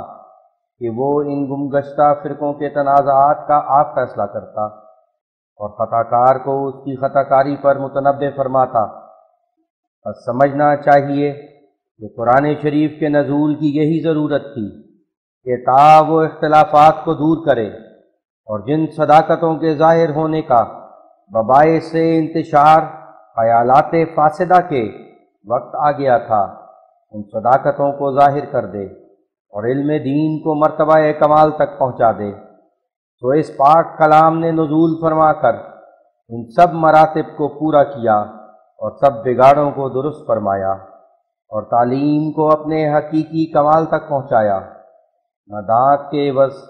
خواہ نخواہ دانت نکالنے کا حکم دیا اور نہ ہمیشہ مجرم کے چھوڑنے اور عفو کرنے پر فرمان صادر کیا، بلکہ حقیقی نیکی کے بجا لانے کے لیے تاکید فرمائی، خواہ وہ نیکی کبھی درستی کے لباس میں ہو اور خواہ کبھی نرمی کے لباس میں، اور خواہ کبھی انتقام کی صورت میں ہو اور خواہ کبھی عفو کی صورت میں۔ از نور پاک قرآن صبح صفا دمیده، بر غنچه های دل ها باد صبا وزیده. این روشنی و لمع شمس و ضحی ندارد، وین دلبری و خوبی کس در کمر ندیده. یوسف به غار چاه محبوس ماند تنها، وین یوسفی که تنها از چاه برکشیده. از مشرق معانی صدها دقایق عبر، قد هلال نازک زان نازکی خمیده. کیفیت علومش دانی چه شان دارد، شهدیست آسمانی از وحی حق چکیده. آن نیر صداقت چون رو به عالم آورد، هر بوم شب پرسته در کنج خود خزیده. روی یکی نبیند هرگز کسی به دنیا، الا کسی که باشد بر رویش آرمیده. آن کس که عالمش شد مخزن معارف، و آن بی خبر ز عالم کین عالم ندیده. باران فضل رحمت آمد به مقدم او، بدقسمتان که از وی سوی دگر دویده. میل بدید نباشد الا رگیز شیطان، آن را بشر بدانم کز هر شری رهیده. ای کان دلربایی دانم که از کجایی، تو نور آن خدایی کین خلق آفریده. میلم نماند به کس محبوب من تویی بس، زیرا که زان فغان است نورت به ما رسیده. دیگر نور فرقاں ہے جو سب نوروں سے اجلا نکلا، پاک وہ جس سے یہ انوار کا دریا نکلا۔ حق کی توحید کا مرجھا ہی چلا تھا پودا، ناگہاں غیب سے یہ چشمہ اصفا نکلا۔ یا الہی تیرا فرقاں ہے کہ ایک عالم ہے، جو ضروری تھا وہ سب اس میں مہیا نکلا۔ سب جہاں چھان چکے ساری دکانیں دیکھیں، میں عرفان کا یہی ایک ہی شیشہ نکلا۔ کس سے اس نور کی ممکن ہو جہاں میں تشبیہ، وہ تو ہر بات میں ہر وصف میں یکتا نکلا۔ پہلے سمجھے تھے کہ موسیٰ کا عصا ہے فرقاں، پھر جو سوچا تو ہر ایک لفظ مسیحا نکلا۔ ہے قصور اپنا ہی اندھوں کا وگرنہ وہ نور ایسا چمکا ہے کہ صد نیر بیضا نکلا۔ زندگی ایسوں کی کیا خاک ہے اس دنیا میں، جن کا اس نور کے ہوتے بھی دل عامہ نکلا۔ جلنے سے آگے ہی یہ لوگ تو جل جاتے ہیں، جن کی ہر بات فقط جھوٹ کا پتلا نکلا۔ ایک مسیحی متکلم صاحب، یعنی وہی صاحب نامہ نگار نور افشاں، اپنا دوسرا بحروب بدل کر اسی سوال کے نیچے فرماتے ہیں، اب تو وہ متکلم دنیاوی امور میں مستغرق ہے، ورنہ یہ ثابت کر دکھاتا کہ قرآن کہاں کہاں سے لیا گیا۔ واہ حضرات، آپ نے تو یہ یہودیوں کے نقش قدم کی پیروی کر دکھائی اور جو کچھ انہوں نے ایک مدت دراز سے انجیل کی نسبت ایک خیال قائم کیا ہوا ہے، وہی خیال آپ قرآن شریف کی نسبت گھسیٹ لائے۔ اتنا بڑا جھوٹ آپ نے مدت الامر بولا نہیں ہوگا کہ جو اب عیسائیوں کے خوش کرنے کے لیے بول اٹھے۔ سامعین، اس سے آگے اس مضمون کا بقیہ حصہ براہین احمدیہ جلد 4 روحانی خزائن جلد نمبر 1 صفحہ 323 پر ملاحظہ فرما سکتے ہیں۔ بقیہ حاشیہ نمبر 11۔ اور تقریر اس اعتراض کی یوں کرتے ہیں کہ الہام خیالات کی ترقی کو روکتا ہے اور تحقیقات کے سلسلے کو آگے چلنے سے بند کرتا ہے، کیونکہ الہام کے پابند ہونے کی حالت میں ہر یک بات میں یہی جواب کافی سمجھا جاتا ہے کہ یہ امر ہماری الہامی کتاب میں جائز یا ناجائز لکھا ہے، اور قواعد عقلیہ کو ایسا معطل اور بیکار چھوڑ دیتے ہیں کہ گویا خدا نے ان کو وہ قوتیں عطا ہی نہیں کیں۔ سو بالآخر عدم استعمال کے باعث سے وہ تمام قوتیں رفتہ رفتہ ضعیف بلکہ قریب قریب مفقود کے ہو جاتی ہیں، اور انسانی سرشت بالکل منقلب ہو کر حیوانات سے مشابہت پیدا ہو جاتی ہے، اور نفس انسانی کا عمدہ کمال کہ جو ترقی فی المعقولات ہے ناحق ضائع جاتا ہے، اور معرفت کاملہ کے حاصل کرنے سے انسان رک جاتا ہے، اور جس حیات ابدی اور سعادت دائمی کے حصول کی انسان کو ضرورت ہے، اس کے حصول سے الہامی کتابیں سد راہ ہو جاتی ہیں۔ اما الجواب، واضح ہو کہ ایسا سمجھنا کہ گویا خدا کی سچی کتاب پر عمل کرنے سے قواعد عقلیہ کو بالکل بیکار چھوڑا جاتا ہے، اور گویا الہام اور عقل ایک دوسرے کی نقیض اور ضد ہیں کہ جو ایک جگہ جمع نہیں ہو سکتی، یہ برہمو لوگوں کی کمال درجے کی بد فہمی اور بد اندیشی اور ہٹ دھرمی ہے، اور اس عجیب وہم کی عجیب طرح کی ترکیب ہے جس کے اجزاء میں سے کچھ تو جھوٹ اور کچھ تعصب اور کچھ جہالت ہے۔ جھوٹ یہ کہ باوصف اس بات کے کہ ان کو بخوبی معلوم ہے کہ حقانی صداقتوں کی ترقی ہمیشہ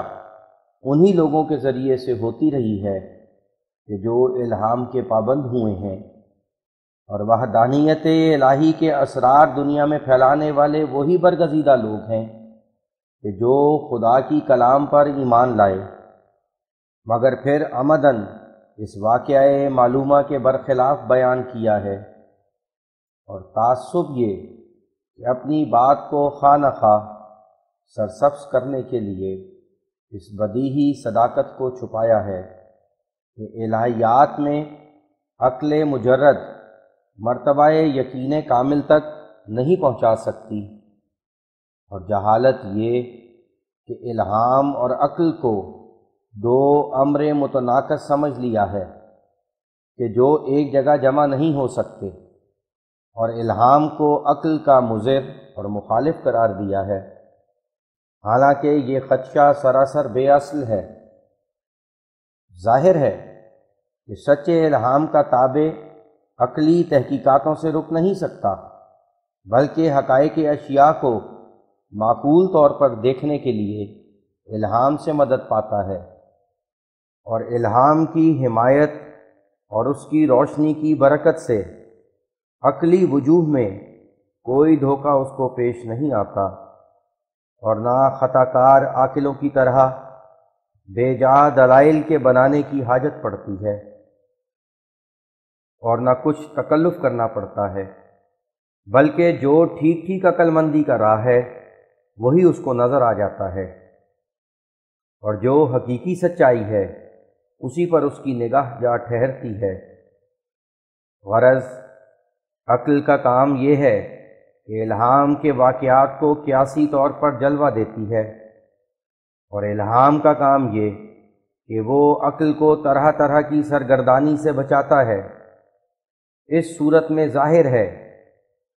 کہ عقل اور الہام میں کوئی جھگڑا نہیں اور ایک دوسرے کا نقیض اور ضد نہیں،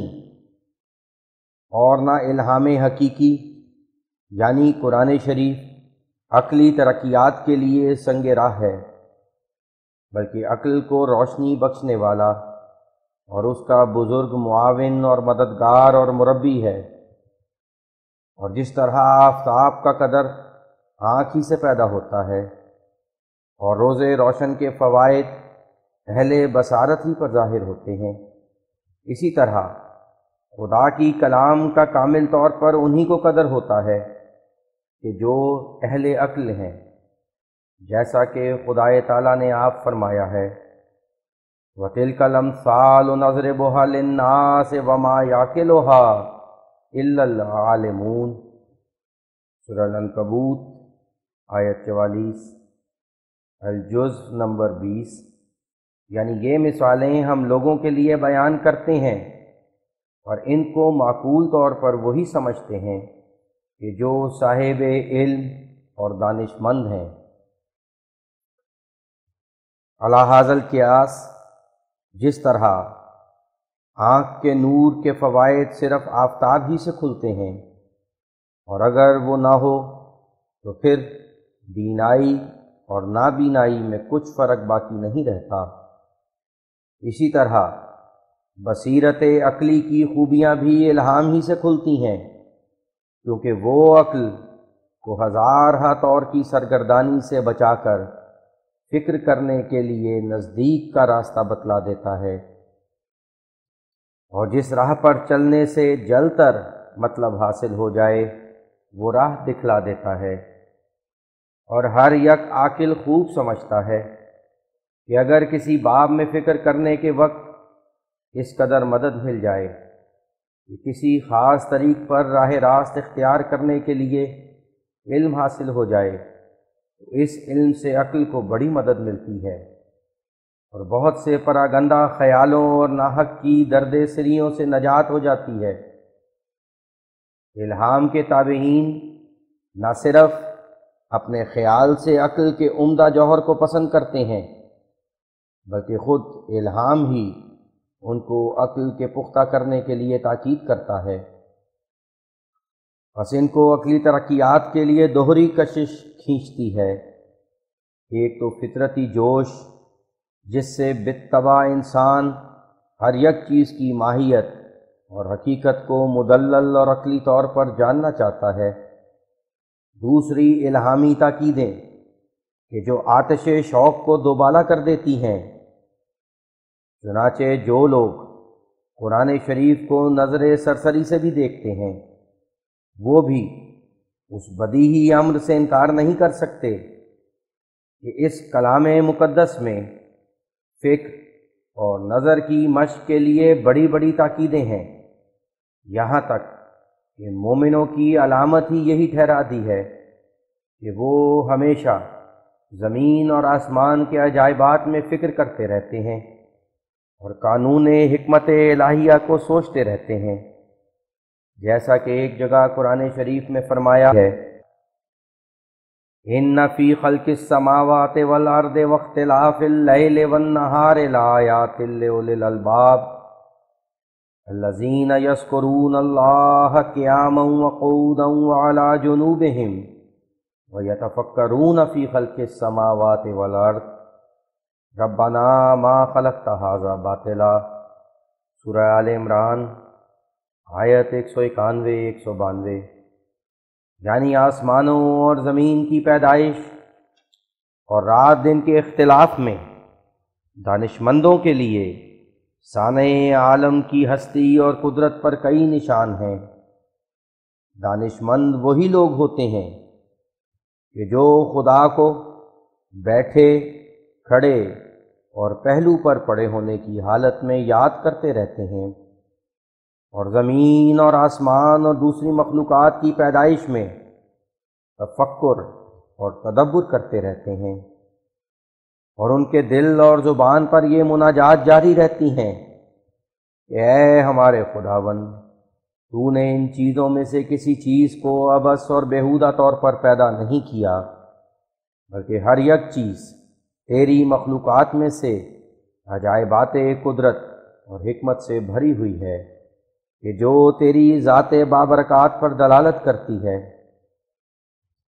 ہاں دوسری الہامی کتابیں کہ جو محرف اور مبدل ہیں، ان میں نامعقول اور محال باتوں پر جمے رہنے کی تاکید پائی جاتی ہے، جیسی عیسائیوں کی انجیل شریف، مگر یہ الہام کا قصور نہیں، یہ بھی حقیقت میں عقل ناقص کا ہی قصور ہے۔ اگر باطل پرستوں کی عقل صحیح ہوتی اور حواس درست ہوتے تو وہ کاہے کو ایسی محرف اور مبدل کتابوں کی پیروی کرتے، اور کیوں وہ غیر متغیر اور کامل اور قدیم خدا پر یہ آفات اور مصیبتیں جائز رکھتے کہ گویا وہ ایک عاجز بچہ ہو کر ناپاک غذا کھاتا رہا، اور ناپاک جسم سے مجسم ہوا، اور ناپاک راہ سے نکلا، اور دارالفنا میں آیا، اور طرح طرح کے دکھ اٹھا کر آخر بڑی بدبختی اور بد نصیبی اور ناکامی کی حالت میں ایلی ایلی کرتا مر گیا۔ آخر الہام ہی تھا جس نے اس غلطی کو بھی دور کیا۔ سبحان اللہ، کیا بزرگ اور دریائے رحمت وہ کلام ہے جس نے مخلوق پرستوں کو پھر توحید کی طرف کھینچا۔ واہ، کیا پیارا اور دلکش وہ نور ہے کہ جو ایک عالم کو ظلمت کدے سے باہر لایا، اور بجوز اس کے ہزارہا لوگ عقل مند کہلا کر اور فلاسفر بن کر اس غلطی اور اس قسم کی بے شمار غلطیوں میں ڈوبے رہے، اور جب تک قرآن شریف نہ آیا کسی حکیم نے زور شور سے اس اعتقاد باطل کا رد نہ لکھا اور نہ اس قوم تباہ شدہ کی اصلاح کی، بلکہ خود حکماء اس قسم کے صدہا ناپاک عقیدوں میں آلودہ اور مبتلا تھے، جیسا پادری یوت صاحب لکھتے ہیں۔ حاشیہ، صحو کتابت ہے صحیح پورٹ، جان ڈیون پورٹ ہے ناشر، کہ حقیقت میں یہ عقیدہ تثلیث کا عیسائیوں نے افلاطون سے اخذ کیا ہے، اور اس احمق یونانی کی غلط بنیاد پر ایک دوسری غلط بنیاد رکھ دی ہے۔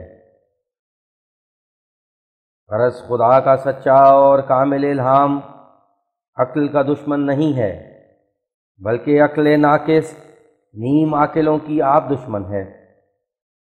جیسا ظاہر ہے کہ تریاک فی حد ذات ہی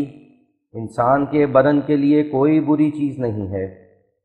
لیکن اگر کوئی اپنی کوتا عقلی سے زہر کو تریاک سمجھ لے تو یہ خود اس کی عقل کا قصور ہے، نہ تریاک کا۔ بس یاد رکھنا چاہیے کہ یہ وہم کہ ہر یک امر کی تفتیش کے لیے الہامی کتاب کی طرف رجوع کرنا محل خطر ہے، یہ سراسر حمق اور نادانی ہے، کیونکہ جیسا کہ ہم لکھ چکے ہیں، الہام عقل کے لیے ایک آئینہ حق نما ہے، اور اس کی سچائی پر بھی یہی دلیل اعظم ہے کہ وہ ایسے تمام امور سے بکلی پاک ہے کہ جو خدا کی قدرت اور کمالیت اور قدوسی پر نظر کرنے کے بعد محال ثابت ہوں، بلکہ دقائق الہیات میں کہ جو نہایت مخفی اور عمیق ہیں، عقل ضعیف انسانی کا وہی ایک ہادی اور راہبر ہے۔ بس ظاہر ہے اس کی طرف رجوع کرنا عقل کو بیکار نہیں کرتا، بلکہ عقل کو ان باریک بھیدوں تک پہنچاتا ہے جن تک خود بخود پہنچنا عقل کے لیے سخت مشکل تھا۔ سو الہام حقیقی سے یعنی قرآن شریف سے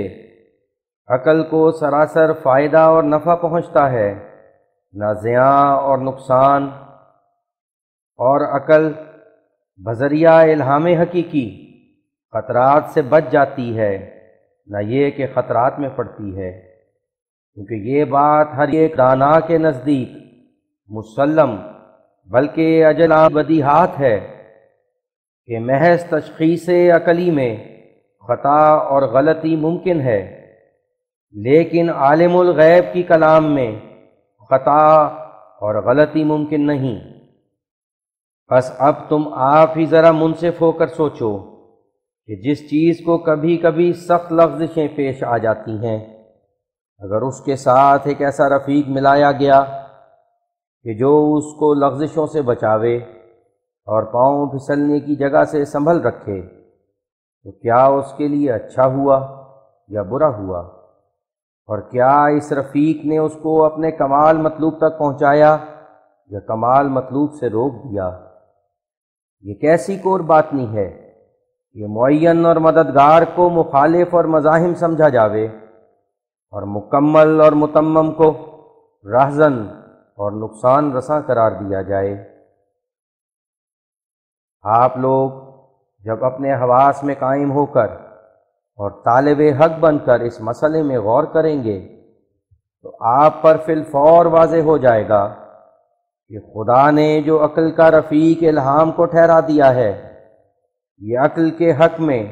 کوئی ضرر کی بات نہیں کی، بلکہ اس کو سرگردان اور حیران پا کر حق شناسی کے لیے ایک یقینی آلہ عطا کیا ہے، جس کی نشاندہی سے عقل کو یہ فائدہ پہنچتا ہے کہ وہ صدہا کج اور ناراست راہوں میں بھٹکتے پھرنے سے بچ جاتی ہے، وہ سرگشتہ اور آوارہ نہیں ہوتی اور ہر طرف حیرانی سے بھٹکتی نہیں پھرتی، بلکہ اصل مقصود کی خاص راہ کو پا لیتی ہے، اور جو ٹھیک ٹھیک گوہر مراد کی جگہ ہے اس کو دیکھ لیتی ہے اور بیہودہ جان کنی سے امن میں رہتی ہے۔ اس کی ایسی مثال ہے جیسے کوئی سچا مخبر کسی گمشدہ شخص کا بدرستی یہ تمام پتہ لگا دیوے کہ وہ فلاں طرف گیا ہے اور فلاں شہر اور فلاں محلے اور فلاں جگہ میں چھپا ہوا بیٹھا ہے۔ سو ظاہر ہے کہ ایسے مخبر پر جو کسی گمشدہ کا ٹھیک ٹھیک پتہ لگا دیتا ہے اور اس تک پہنچنے کا سہل اور آسان راستہ بتلا دیتا ہے، کوئی باعقل آدمی یہ اعتراض نہیں کرتا کہ وہ ہماری کارروائی کا حارج ہوا ہے، بلکہ اس کے بغیر درجہ ممنون اور شکر گزار ہوتے ہیں کہ ہم بے خبر تھے، اس نے خبر دی، اور ہم ہر طرف بھٹکتے پھرتے تھے، اس نے خاص جگہ بتلا دی، اور ہم نری اٹکلیں دوڑاتے تھے، اس نے یقین کا دروازہ ہم پر کھول دیا۔ ایسا ہی وہ لوگ جن کو خدا نے عقل سلیم بخشی ہے، حقیقی الہام کے مرہون منت اور ثناخواں اور مداح ہیں، اور بخوبی جانتے اور سمجھتے ہیں کہ الہام حقیقی ان کو خیالات کی ترقی سے نہیں روکتا، بلکہ خیالات کی سرگشتی سے روکتا ہے، اور انواع و اقسام کے پیش در پیش اور مشتبہ راہوں میں سے ایک خاص راہ مقصود جتلا دیتا ہے، جس پر قدم مارنا عقل کو نہایت آسان ہو جاتا ہے، اور جو مشکلات انسان کو بباعث قلت عمر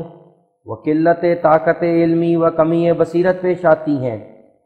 ان سب سے خلاصی بخشتا ہے۔ ہم بار بار لکھ چکے ہیں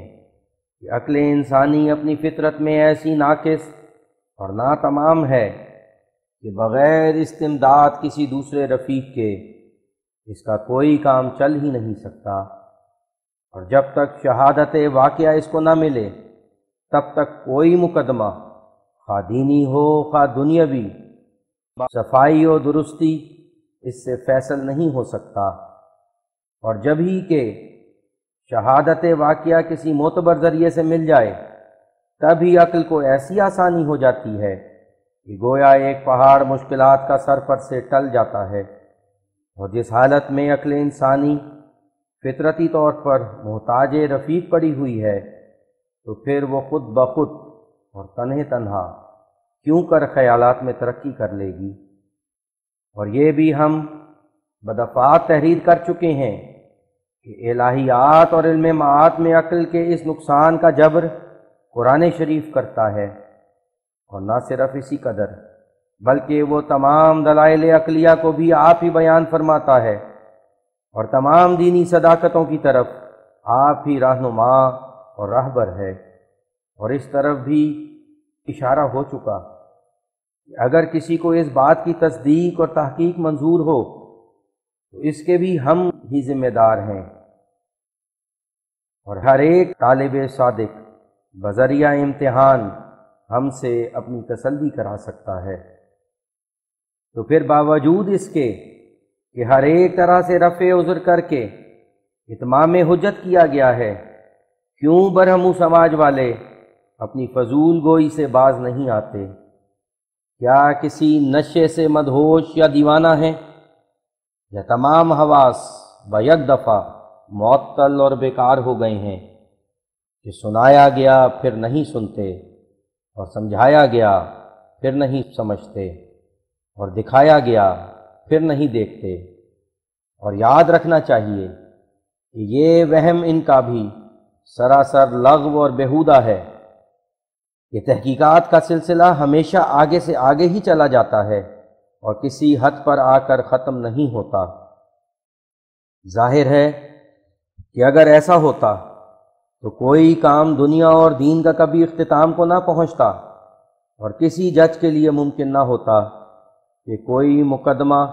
قطعی طور پر فیصل کر سکے اور حکم عدالت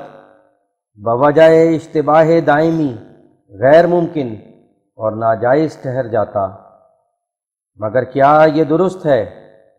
کہ حقائق کے کل اشیاء کبھی اور کسی طرح پر صفائی اور درستی سے منکشف نہیں ہوتی، اور ہمیشہ کلام اور بحث کرنے کی جگہ باقی رہتی ہے؟ حاشا و کلا، ہرگز یہ رائے صحیح نہیں، بلکہ اسی وقت تک کوئی واقعہ مشتبہ رہتا ہے اور صفائی سے ثابت نہیں ہوتا جب تک کسی امر کے دریافت کرنے میں مدار کار صرف اکیلی عقل پر ہوتا ہے، اور جب ہی کہ کوئی رفیق ان ضروری رفیقوں میں سے جن میں سے ایک وحی رسالت ہے کہ جو امور ماوراء المحسوسات اور عالم معاد کا مخبر ہے، عقل کو مل جاتا ہے، تو تب تحقیقات عقلی مرتبہ یقین کامل تک پہنچ جاتی ہے۔ تو کبھی عقل الہام کامل کی رفاقت سے، اور کبھی متواتر تجارب کی شہادت سے، اور کبھی مضبوط اور محکم تاریخی گواہوں سے، یعنی جیسا کہ موقع ہو کسی رفیق کے ذریعے سے کامل یقین کو پا لیتی ہے۔ ہاں، اگر عقل کو اس راہ کا رفیق میسر نہ آوے جس راہ پر وہ چلنا چاہتی ہے، تو تب مرتبہ یقین کامل تک بلا شبہ نہیں پہنچتی، بلکہ غایت کار ظن غالب تک پہنچتی ہے۔ لیکن جب راہ مقصود کا رفیق میسر آ جائے تو بلا ریب وہ اس کو مرتبہ کامل یقین تک پہنچا دیتا ہے۔ سامعین، اس سے آگے اس مضمون کا بقیہ حصہ براہین احمدیہ جلد 4 روحانی خزائن جلد نمبر 1 صفحہ 323 پر ملاحظہ فرما سکتے ہیں۔ حاشیہ نمبر 11 ختم شد، دوبارہ متن شروع کیا جاتا ہے صفحہ 149 سے۔ مضمون کے تسلسل کے لیے تھوڑا پیچھے سے دوبارہ پڑھا جائے گا۔ تمہید سوم، جو چیز محض قدرت کاملہ خدائے تعالیٰ سے ظہور پذیر ہو، خواہ وہ چیز اس کی مخلوقات میں سے کوئی مخلوق ہو، اور خواہ وہ اس کی پاک کتابوں میں سے کوئی کتاب ہو جو لفظاً اور معناً اسی کی طرف سے صادر ہو، اس کا اس صفت سے متصف ہونا ضروری ہے کہ کوئی مخلوق اس کی مثل بنانے پر قادر نہ ہو، اور یہ اصول عام جو ہر یک صادر من اللہ سے متعلق ہے دو طور سے ثابت ہوتا ہے۔ اول قیاس سے،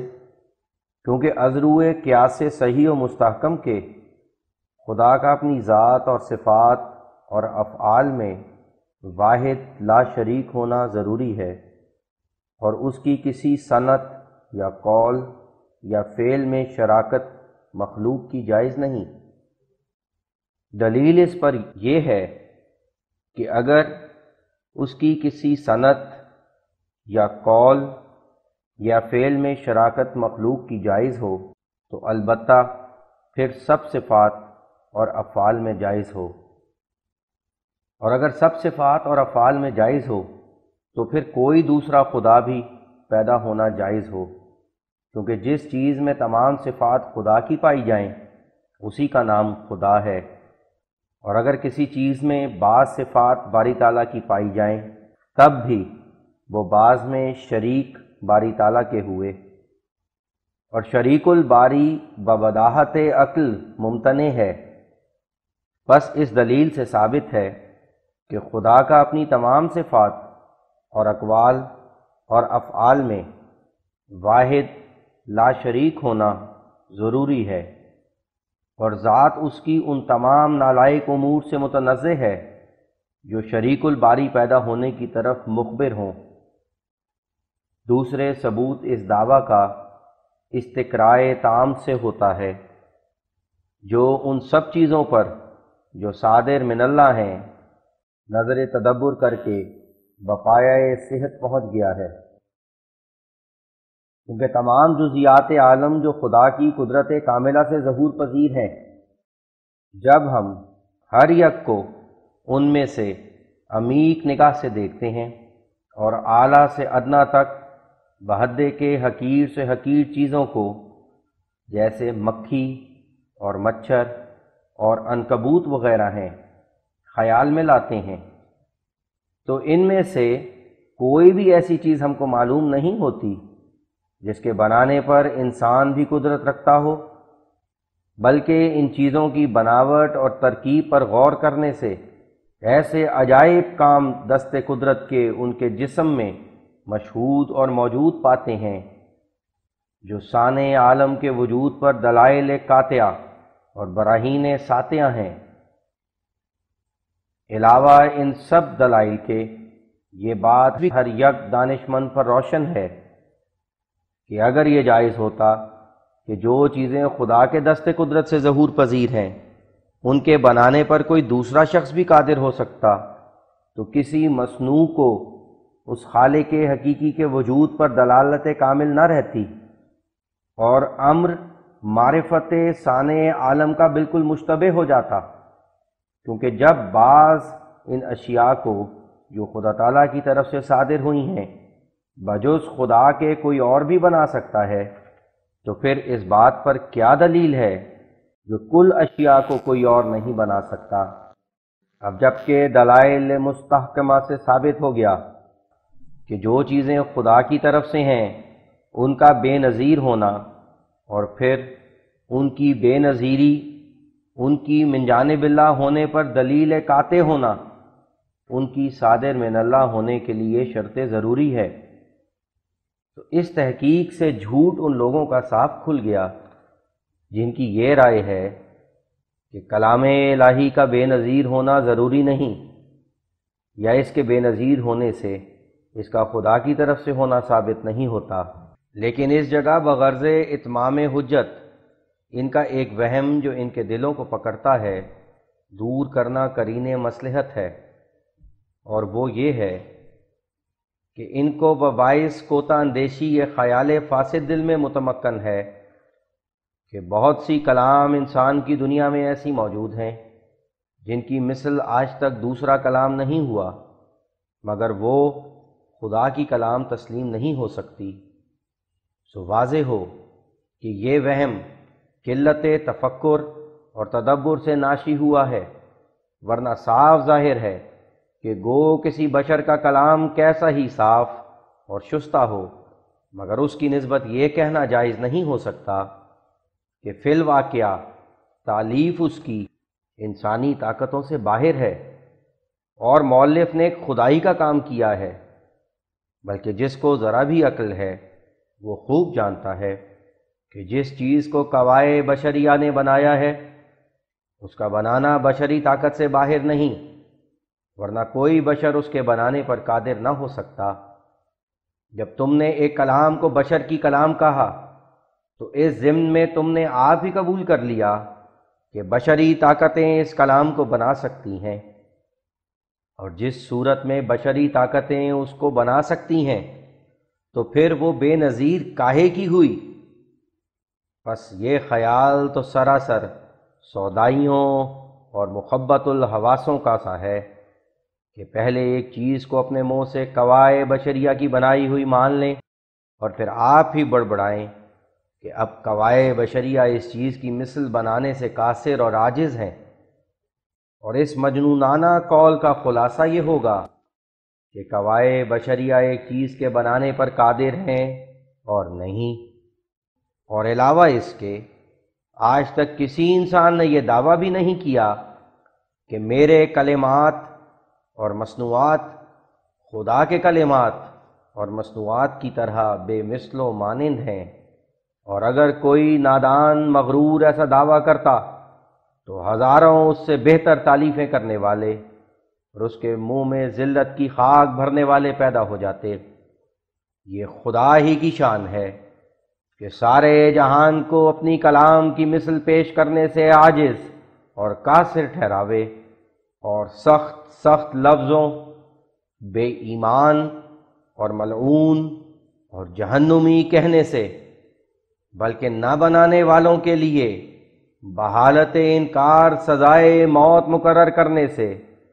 خود بار بار اس بات کی طرف جوش دلاوے کہ وہ نظیر بنانے میں کوئی دقیقہ صحیح اور کوشش اور اتفاق باہمی کا اٹھا نہ رکھیں، اور اپنی جان بچانے کے لیے جان لڑا کر مقابلہ کریں، ورنہ اگر یوں ہی بلا پیش کرنے نظیر کے انکار کرتے رہیں تو اپنے گھر کو غارت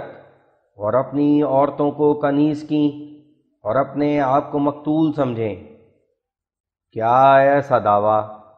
اور پھر اس زور و شور کا کبھی کسی انسان نے بھی کیا؟ ہرگز نہیں۔ پس جس حالت میں کسی بشر نے اپنی کلام کے بے مثل ہونے میں دم بھی نہ مارا اور نہ اپنی کوا کو کوائے بشریہ سے کچھ زیادہ خیال کیا، بلکہ صدہا نامی گرامی شاعروں نے لڑ کر مرنا اختیار کیا، مگر قرآن شریف جیسا کوئی کلام بقدر ایک صورت بھی نہ بنا سکے، تو پھر خواہ نخواہ ان بیچاروں کی کلام خام کو بے نظیر ٹھہرانا اور صفت کاملہ خاصہ الہیہ میں انہیں شریک کرنا پرلے درجے کی نادانی و کوری ہے، کیونکہ جو شخص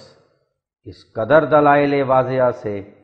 خدا اور انسان کے کاموں میں صریح فرق دیکھے اور پھر نہ دیکھے وہ اندھا اور نادان ہی ہوا، اور کیا ہوا؟ بس اس تمام تحقیقات سے ظاہر ہے کہ بے نظیر ہونے کی حقیقت اور کیفیت ربانی کام اور کلام سے مختص ہے، اور ہر یک دانش مند جانتا ہے کہ خدا کی خدائی ماننے کے لیے بڑا بھارا ذریعہ جو کہ عقل کے ہاتھ میں ہے وہ یہی ہے کہ ہر یک صادر من اللہ ایسی بے نظیری کے رتبے پر ہے کہ اس سانع توحید کے وجود پر دلالت کامل کر رہا ہے، اور اگر یہ ذریعہ نہ ہوتا تو پھر عقل کو خدا تک پہنچنے کا راستہ مسدود تھا، اور جبکہ خدا کو شناخت کرنا اسی اصول سے وابستہ ہے کہ جو کچھ اس کی طرف سے ہے وہ بے نظیر مان لیں، تو پھر بندوں کے لیے بھی وہی صفت تجویز کرنا جو کہ خدا کی صفت خاصہ ہے، عقل اور ایمان کی بیخونی ہے، جبکہ یہ بات نہایت واضح اور مضبوط دلائل سے ثابت ہوتی ہے کہ بندوں کا کوئی کام بے نظیر نہیں، اور خدا کے سارے کام اور جو کچھ اس سے صادر ہوا بے نظیر ہے، تو پھر اگر تم کو ایسی استقرائے تام پر بھی اعتبار نہیں کہ جو خدا کے سارے قانون قدرت پر نظر کر کے بنایا گیا ہے، تو عقل اور قانون قدرت کا نام نہ لو، اور منطق اور فلسفہ کی بے سود کتابوں کو چاک کر کے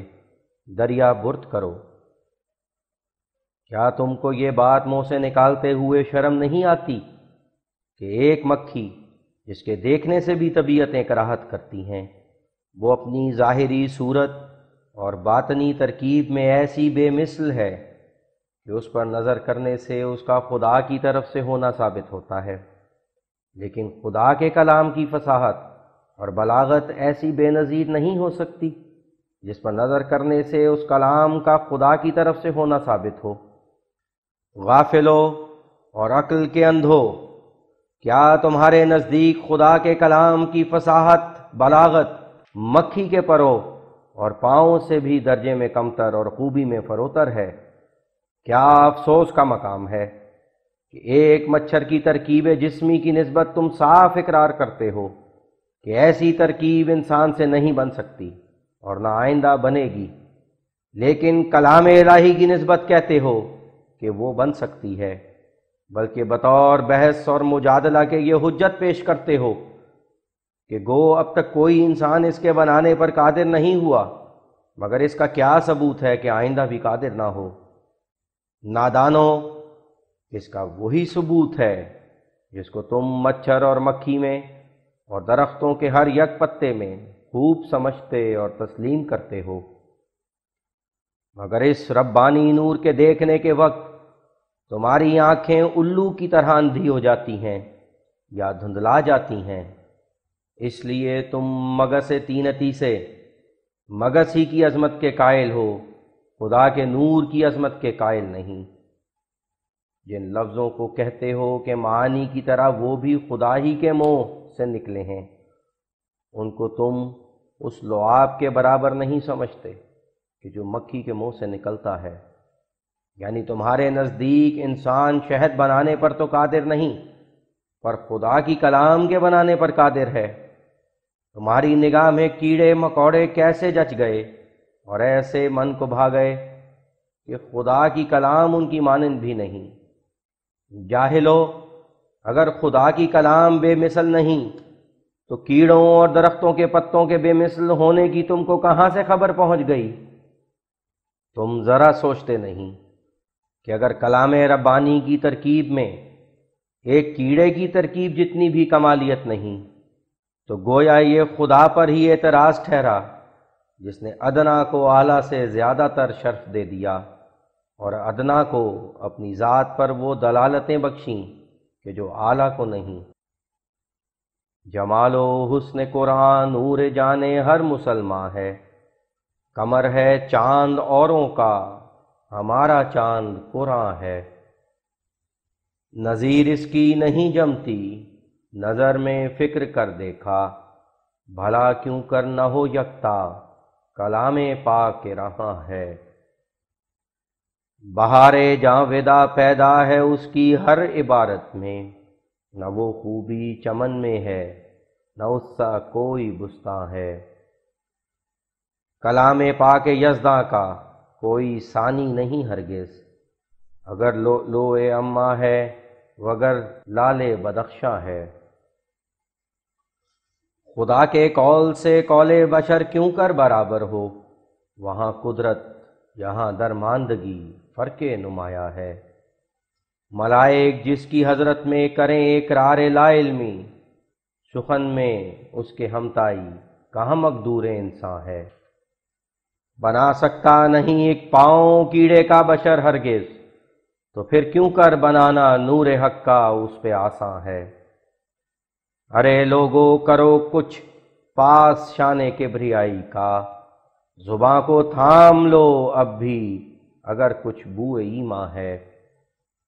خدا سے غیر کو ہمتا بنانا سخت کفراں ہے، خدا سے کچھ ڈرو یارو، یہ کیسا کذب و بہتاں ہے۔ اگر اقرار ہے تم کو خدا کی ذات واحد کا